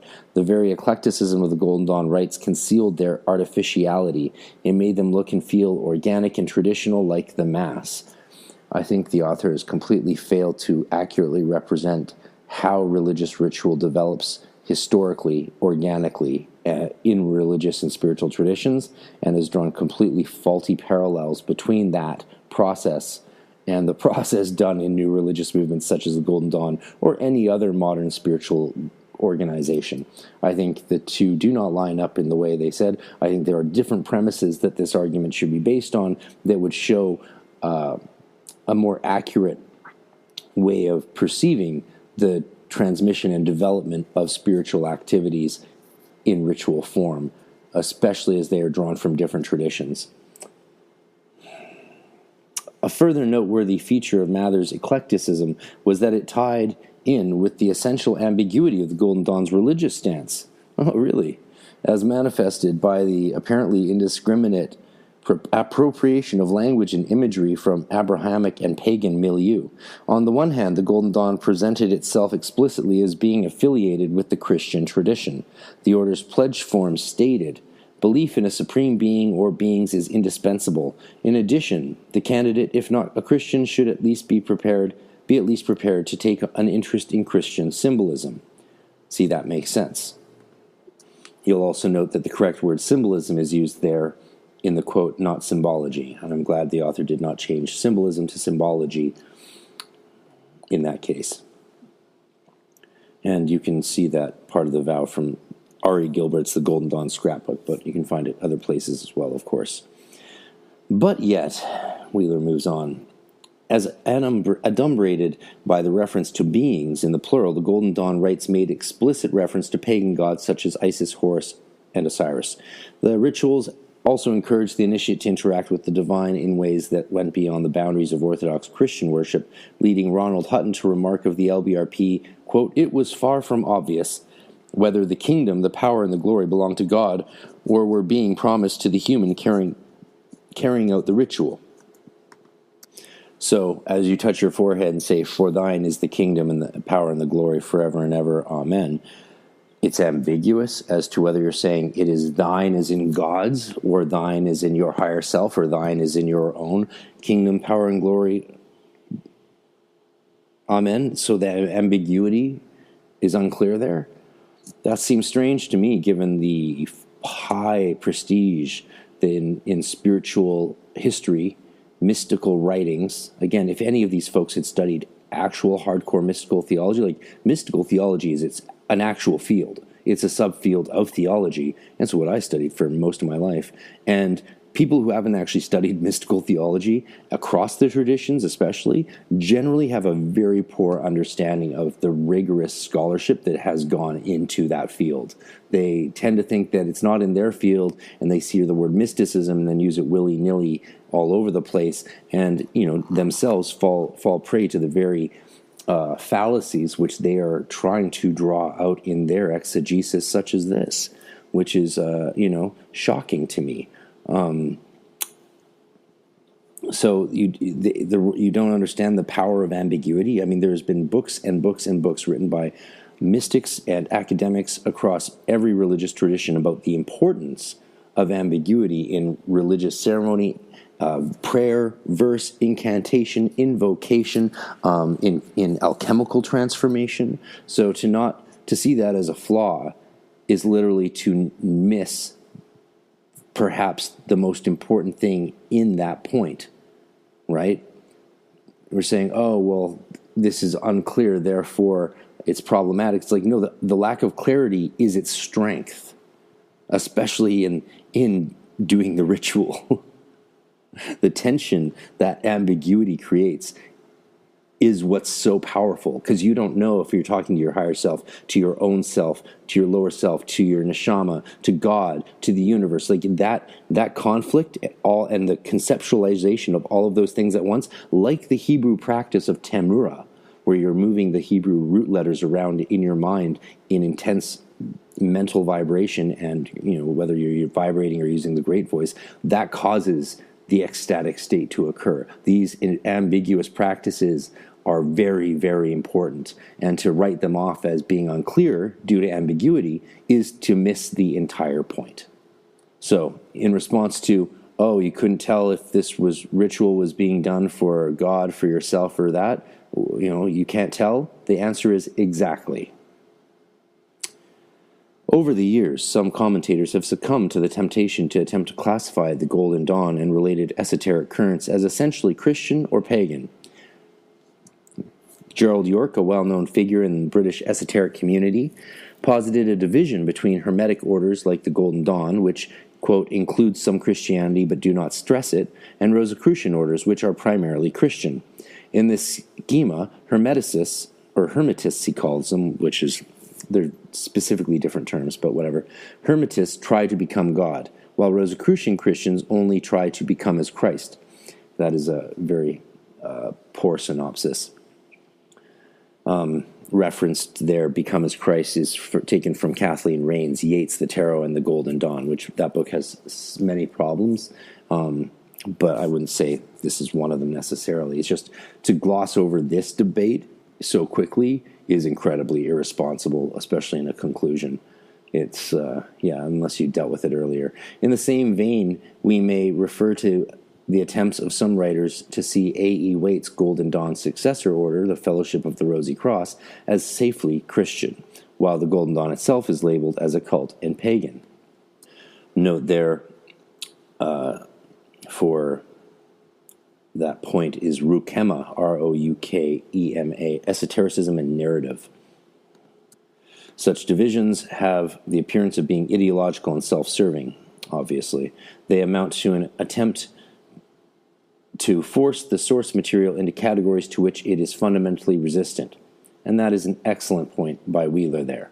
And the reference there is Roukema, again, the book Esotericism. The central feature of the Golden Dawn's religious stance was its essential ambiguity.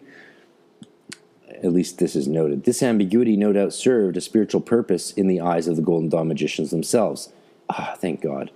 Egil Asprem has written of how the eclecticism of Golden Dawn style occultism was characterized by comparison, cross-reference, and combination of material disembedded from their original context in search for a universal, perennial truth underlying the particular phenomena. Good. That's Egil Asprem, Kabbalah Recreata. This process was, Asprem argues, underpinned by a sincere quest for a universal truth, or Sophia Perennis, similar to what I was saying earlier with the Renaissance Prisca Theologiae. Sophia Perennis, which manifested under diverse forms in the world's different spiritual traditions. Right. It is worth noting, however, that the Golden Dawn's studied religious ambiguity served a practical purpose too. This is great. I don't know why this wasn't intimated earlier. Victorian occultists wanted to stray from Orthodox Christian ideas and praxis, but not necessarily too far.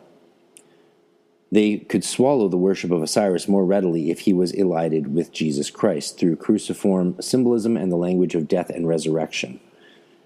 I always have a problem with when people say that it was a matter of trying to feed you the medicine with a spoonful of sugar rather than saying there was a sort of spiritual similarity to these two beings, and they both indicate a similar phenomenon within the human spiritual experience.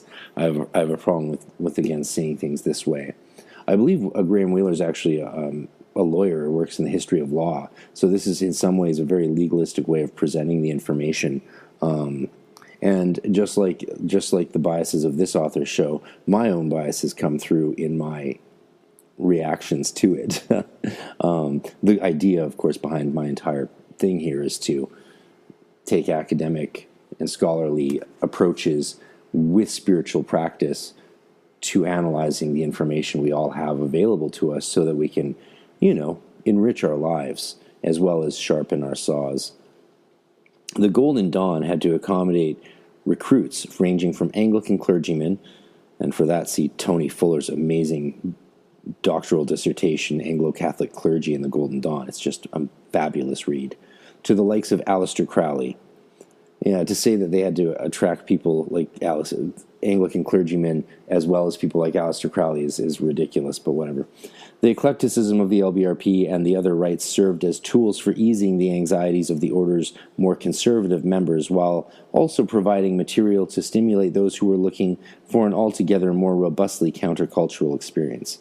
Yeah, I don't really buy that so much, but it's you can't really argue that point. I'm sure there was members who did fit that bill. So much for the eclecticism of the Golden Dawn. Oh, yep, just to write it off. The second main conclusion to draw from our analysis of the Lbrp is that the order's rites were also codificatory. I believe that's how you say that. Codificatory. Codificatory. No, I'm joking now. I'm just having fun with it. Sorry, I haven't smiled in a while. The process of drafting a ritual script for a new magical order, in particular, the need to incorporate correspondences in the time-honored occultic manner. And I'm not sure how actually time-honored correspondence practices were. I think it's something that's actually developed quite recently. And by recently, I mean over the last 500 to 1,000 years. Involved some significant choices. Choices had to be made between elements of what had previously been diverse and fluid traditions. And in some cases, choices were made that flatly contradicted or departed from those traditions. Once made, the Golden Dawn's choices took on an authority of their own for subsequent generations of esotericists.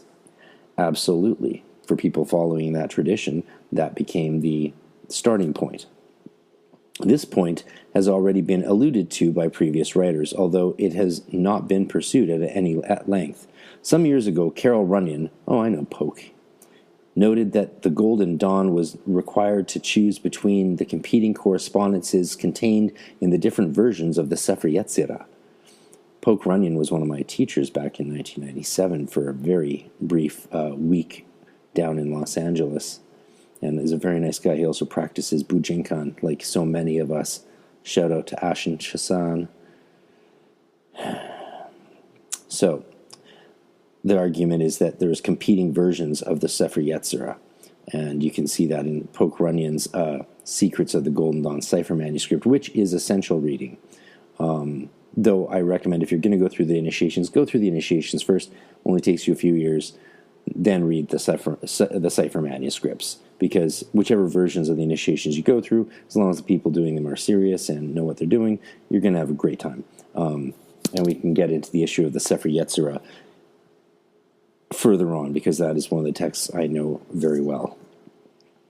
In its Hebrew form, I don't know. These people who debate English translations are ridiculous, in my opinion.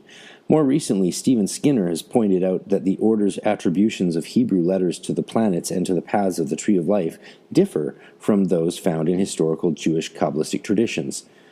Well, I certainly don't think we needed Dr. Stephen Skinner, to point that out to us. It's sort of obvious for everyone who, studies with a Hasidic rabbi or learns Hebrew, like most of us try to do.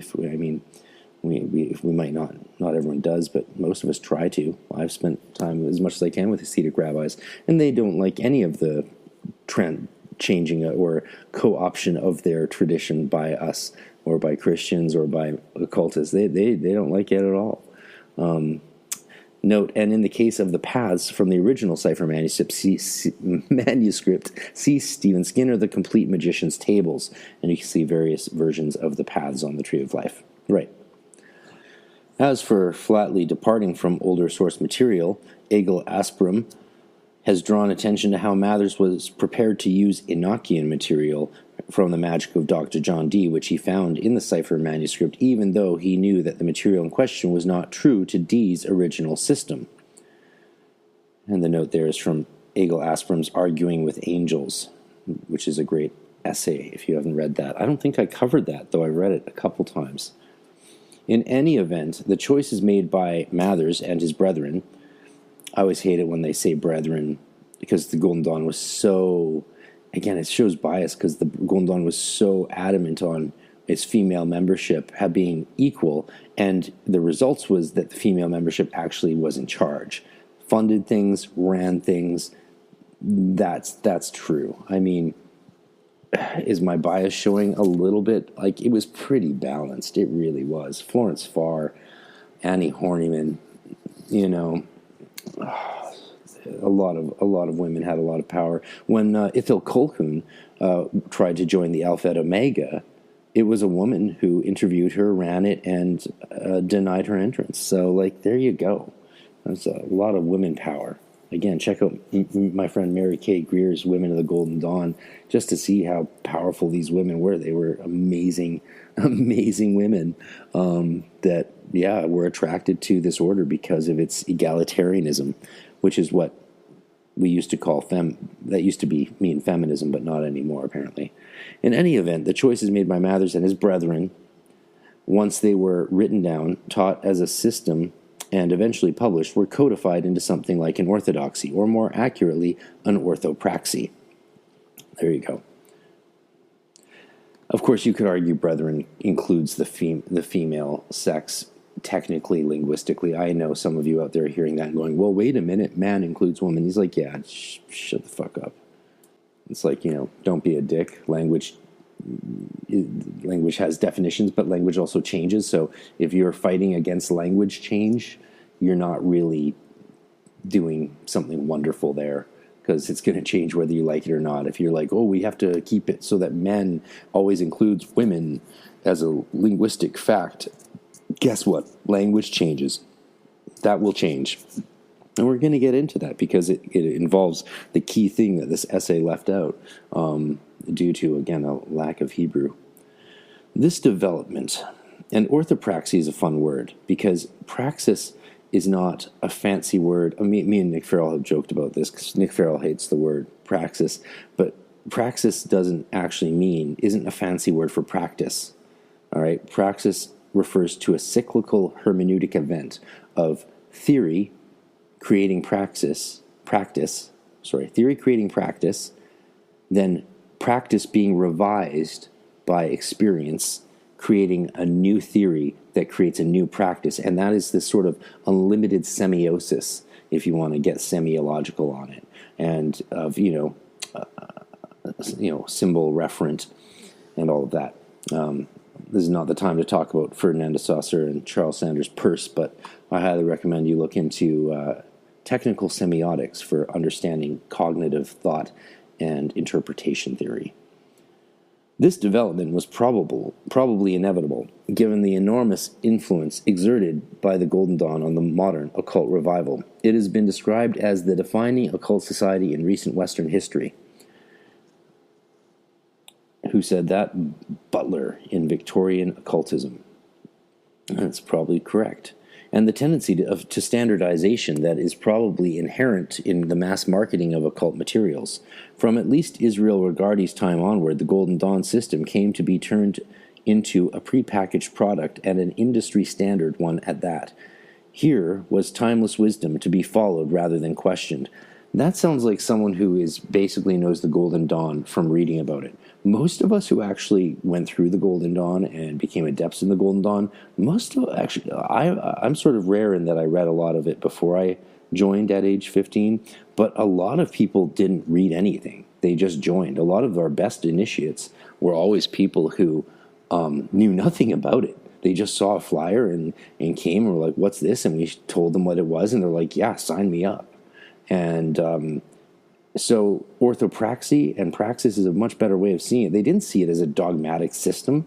They saw it as the tradition as we were bringing it to them through our practices and experience, which were rigorous and ad nauseum in our temple work and in our theory development and reading of new literature and materials all the time, like every day, and developing a tradition that kept growing and growing and growing. This sounds like the perspective of someone who only knows the Golden Dawn from the Regardie book or something like that, which is, again, most people. And that's fine. It's fine. It just isn't what it's about. Let me say that another way. The Golden Dawn is not a codified dogmatic system of rituals that were set in stone over 100 years ago and then published. The Golden Dawn is the living tradition of everyone who's been initiated and practicing it ever since then. That's what it is. And it changes and develops and grows with time. And if you want to be a part of one of those orders that doesn't believe in that, that's fine. You're still part of the tradition, just a different flavor of ice cream, really. Again, what matters at the end of the day is that you find love, your love of your higher self, and the love that transforms your own life and gives you the tools of transformation on a minute-to-minute daily basis. Like, I tell you, I wouldn't be alive without these tools, because especially now, like, I'm just, in the midst of a battle for my life and soul. Wheeler says, calls it made by those who composed them an air of immutable authority. They were accepted by those who were not in a position to question them, and they exerted substantial influence even on those who were.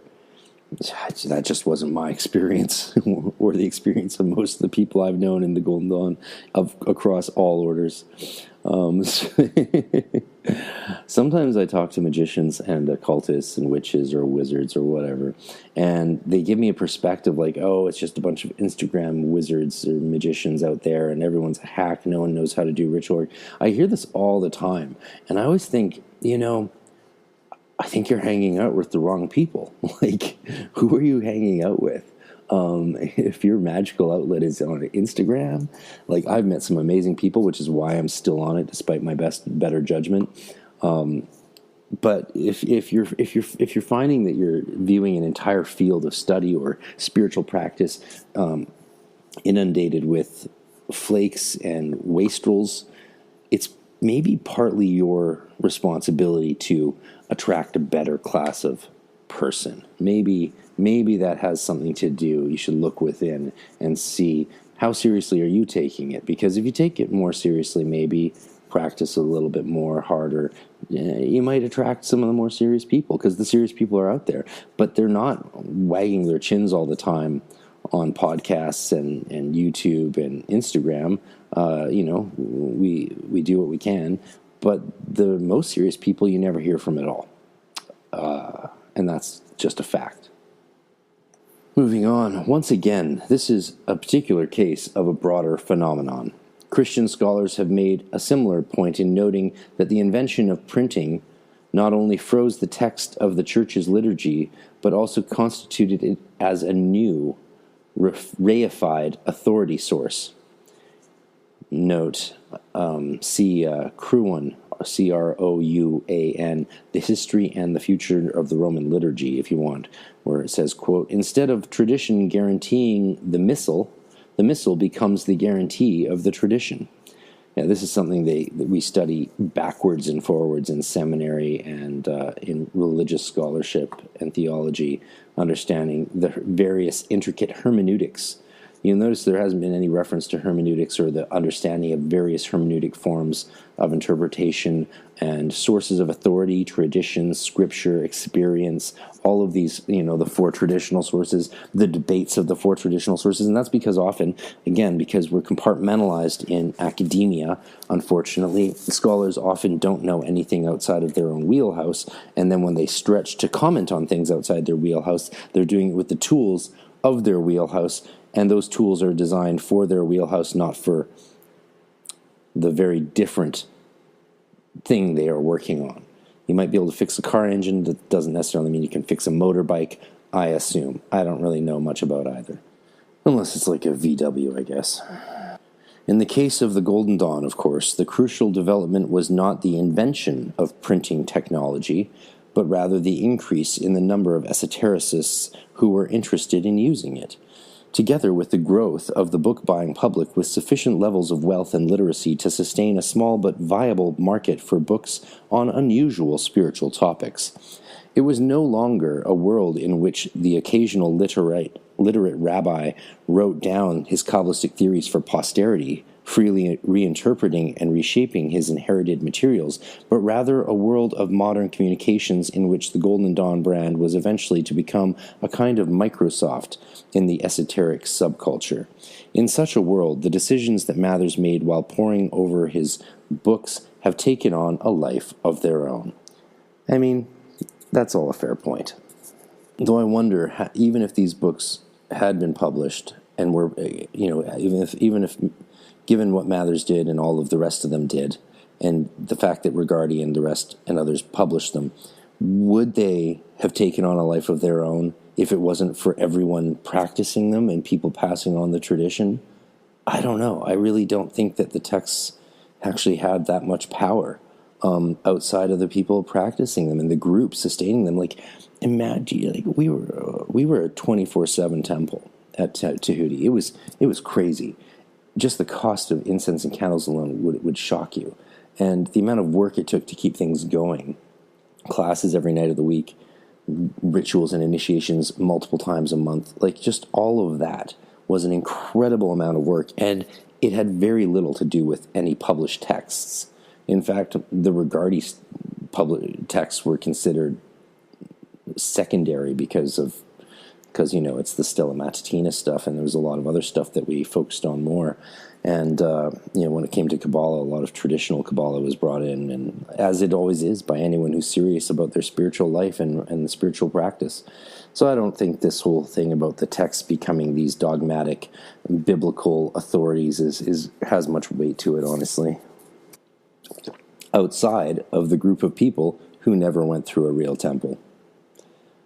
The Lbrp is only a short ritual, and one that might at first sight seem somewhat banal. Yeah, well, you haven't seen it done right then, eh? But the examination that we have undertaken shows that it richly repays closer study. We have seen that the Lbrp exemplifies the eclecticism of the sources of the Golden Dawn rites and how they have come to serve as the foundation of a modern esoteric orthopraxy. In these regards, the Lbrp is far from being anthropologically unusual, even if its content would be found baffling by the uninitiated. The Golden Dawn and its members may be described as eccentric, but on closer inspection, their ritual material proves to fit in well both with their own time and culture and with wider trends in the history of ritual and religion. Well, overall, I'd say this is a great article, great essay. It is, I should note, an advanced copy, so it might have slight changes when it's published by Correspondences, but it's put up on their website for all of us to read and commentate upon. And I think it's arguing that this is all developed anthropologically in a sound, normative kind of way. Even though it says if its content would be baffling to the uninitiated, I don't think it would be baffling to the uninitiated at all, because I started doing the Lbrp when I was, I think 13, or I might have tried the first time when I was 12, when I found the book, as I mentioned last time. This is, of course, a part 2, a conclusion to the previous Lbrp history and analysis that we did. And I got a Regardi's Tree of Life book from OTO house that my mother lived in, and I with her briefly when I was 10 or 11. And after that, we got into Wicca and Druidry when I was 12, 13, 14, and that's what I was really into, but the ritual work seemed so vague. I remember I sat down after reading D.J. Conway's Celtic Magic, after having my spiritual awakening in Penticton, British Columbia, on the night of these huge forest fires, ironically, and when I got back home, I made my first Druid altar, and I sat down, and I was ready, and everything was set up on the altar. I had all my tools, and I sat there. I was like, well, nothing happened. Nothing happened. I was like, what do I do? Oh, I don't know. And I started practicing many, many things, from Scott Cunningham, primarily, of course, for a long time.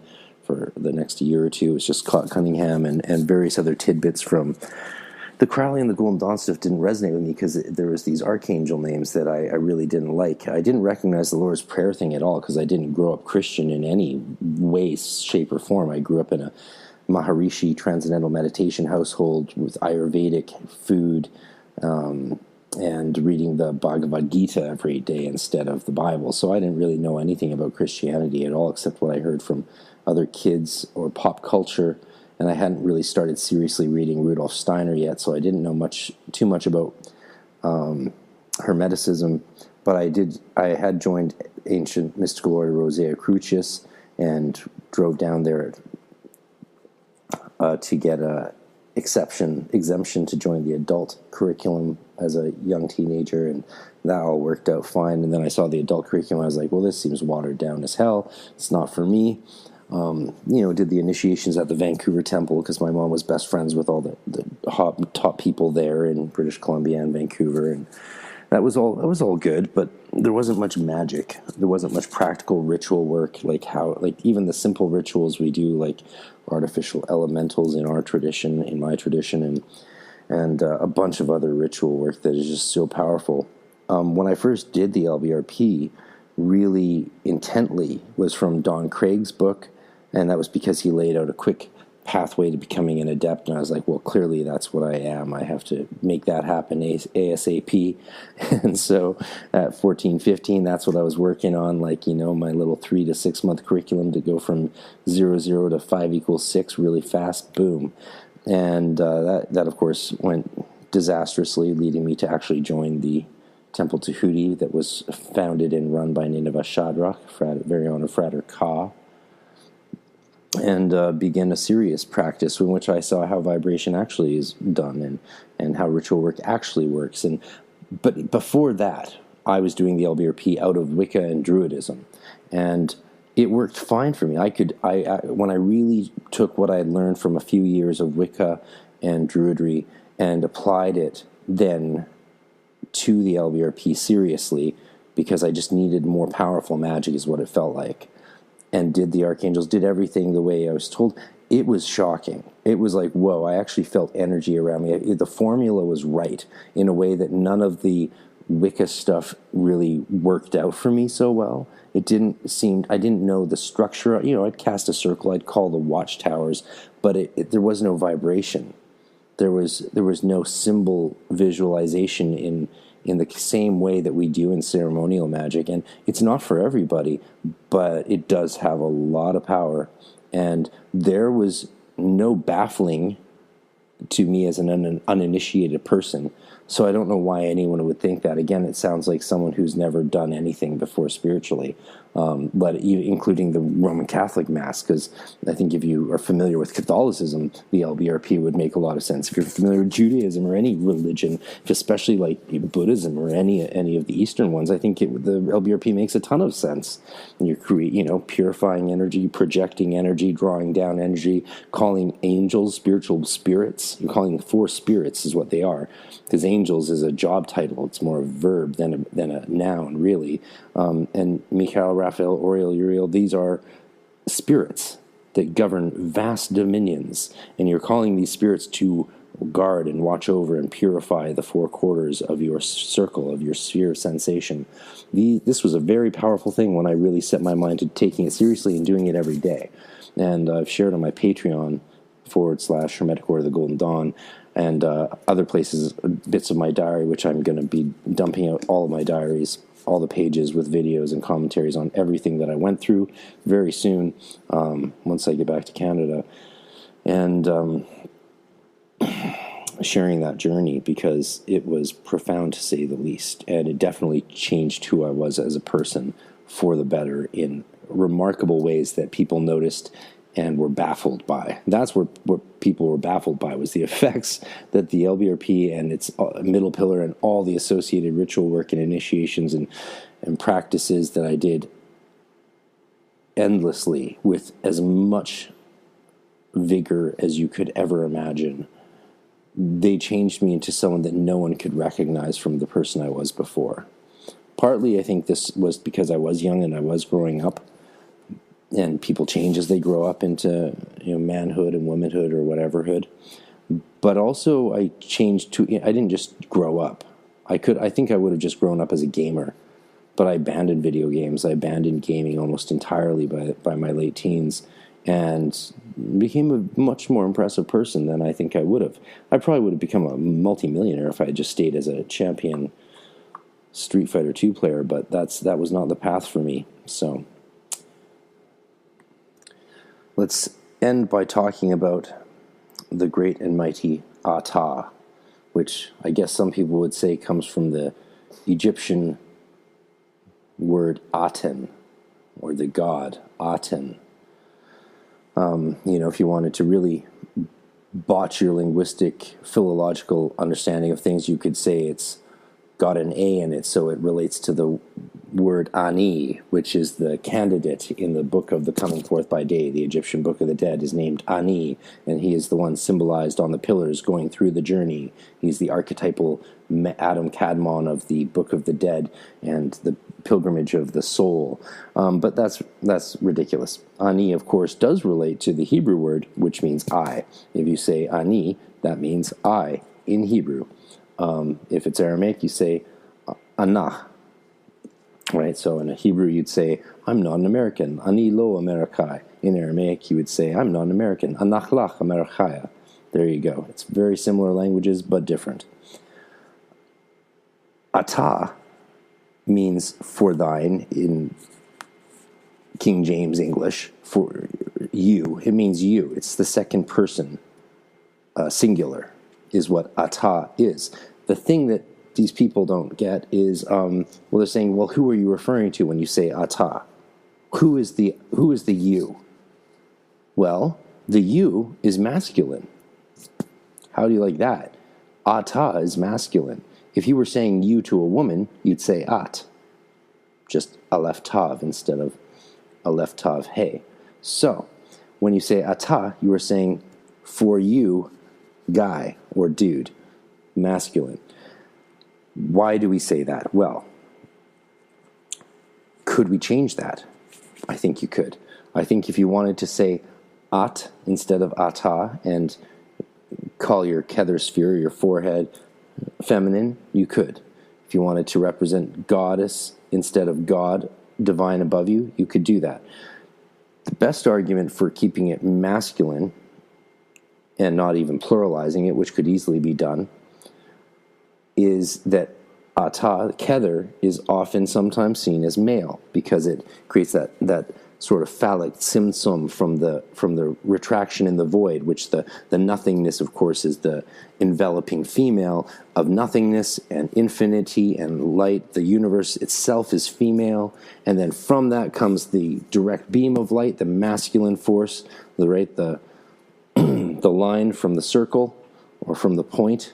And Crowley, of course, likes to characterize that very well with his Hadith and Nagit, Hadith and, yeah, you know what I mean.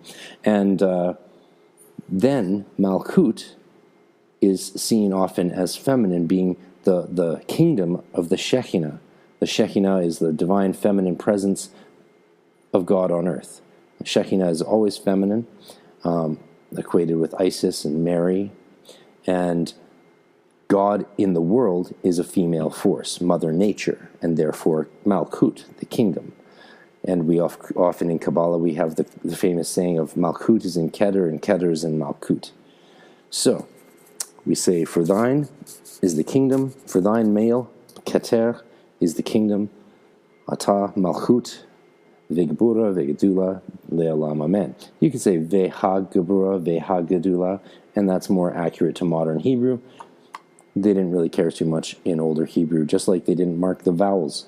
This still had vowels, like Vav, Ayin.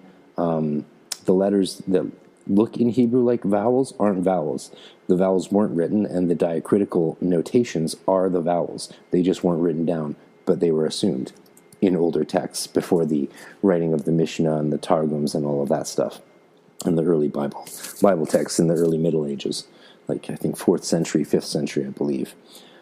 Anyway, so you could do a couple different things there. You could keep it as it is, representing that the masculine polarity is above you and the feminine polarity is below you, and they are, of course, one, like the yin-yang. Or you could say, change it and make the goddess above you if you wanted to do a goddess worship, feminine version of the Kabbalistic Cross, or pluralize it if you want to really have some fun there. And I'll leave you to figure out what the plural of you, second person, is in Hebrew. It's not hard to find, and I always encourage people to learn at least a little bit more Hebrew than just the alphabet. It's a lot of fun. It's not hard. It's a pretty simple language. You don't believe me when I say that, but trust me, it's true. I think that's it.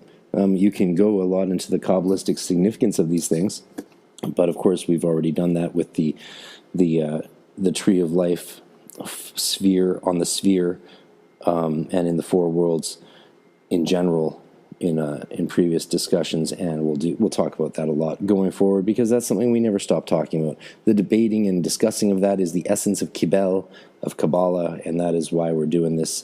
That is why I'm talking to you, and that's why you're talking back to me, and we're all talking to each other. Let's keep the dialogue going, people. We don't need any dogmatism or any, we don't need to throw out our inquisitive learning minds, and always keep remembering that we don't necessarily know that we're right.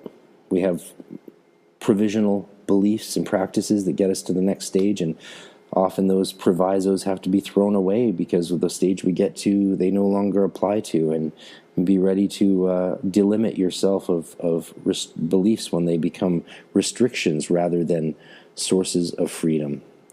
Peace profound, my friends. Wish me luck on my journeys.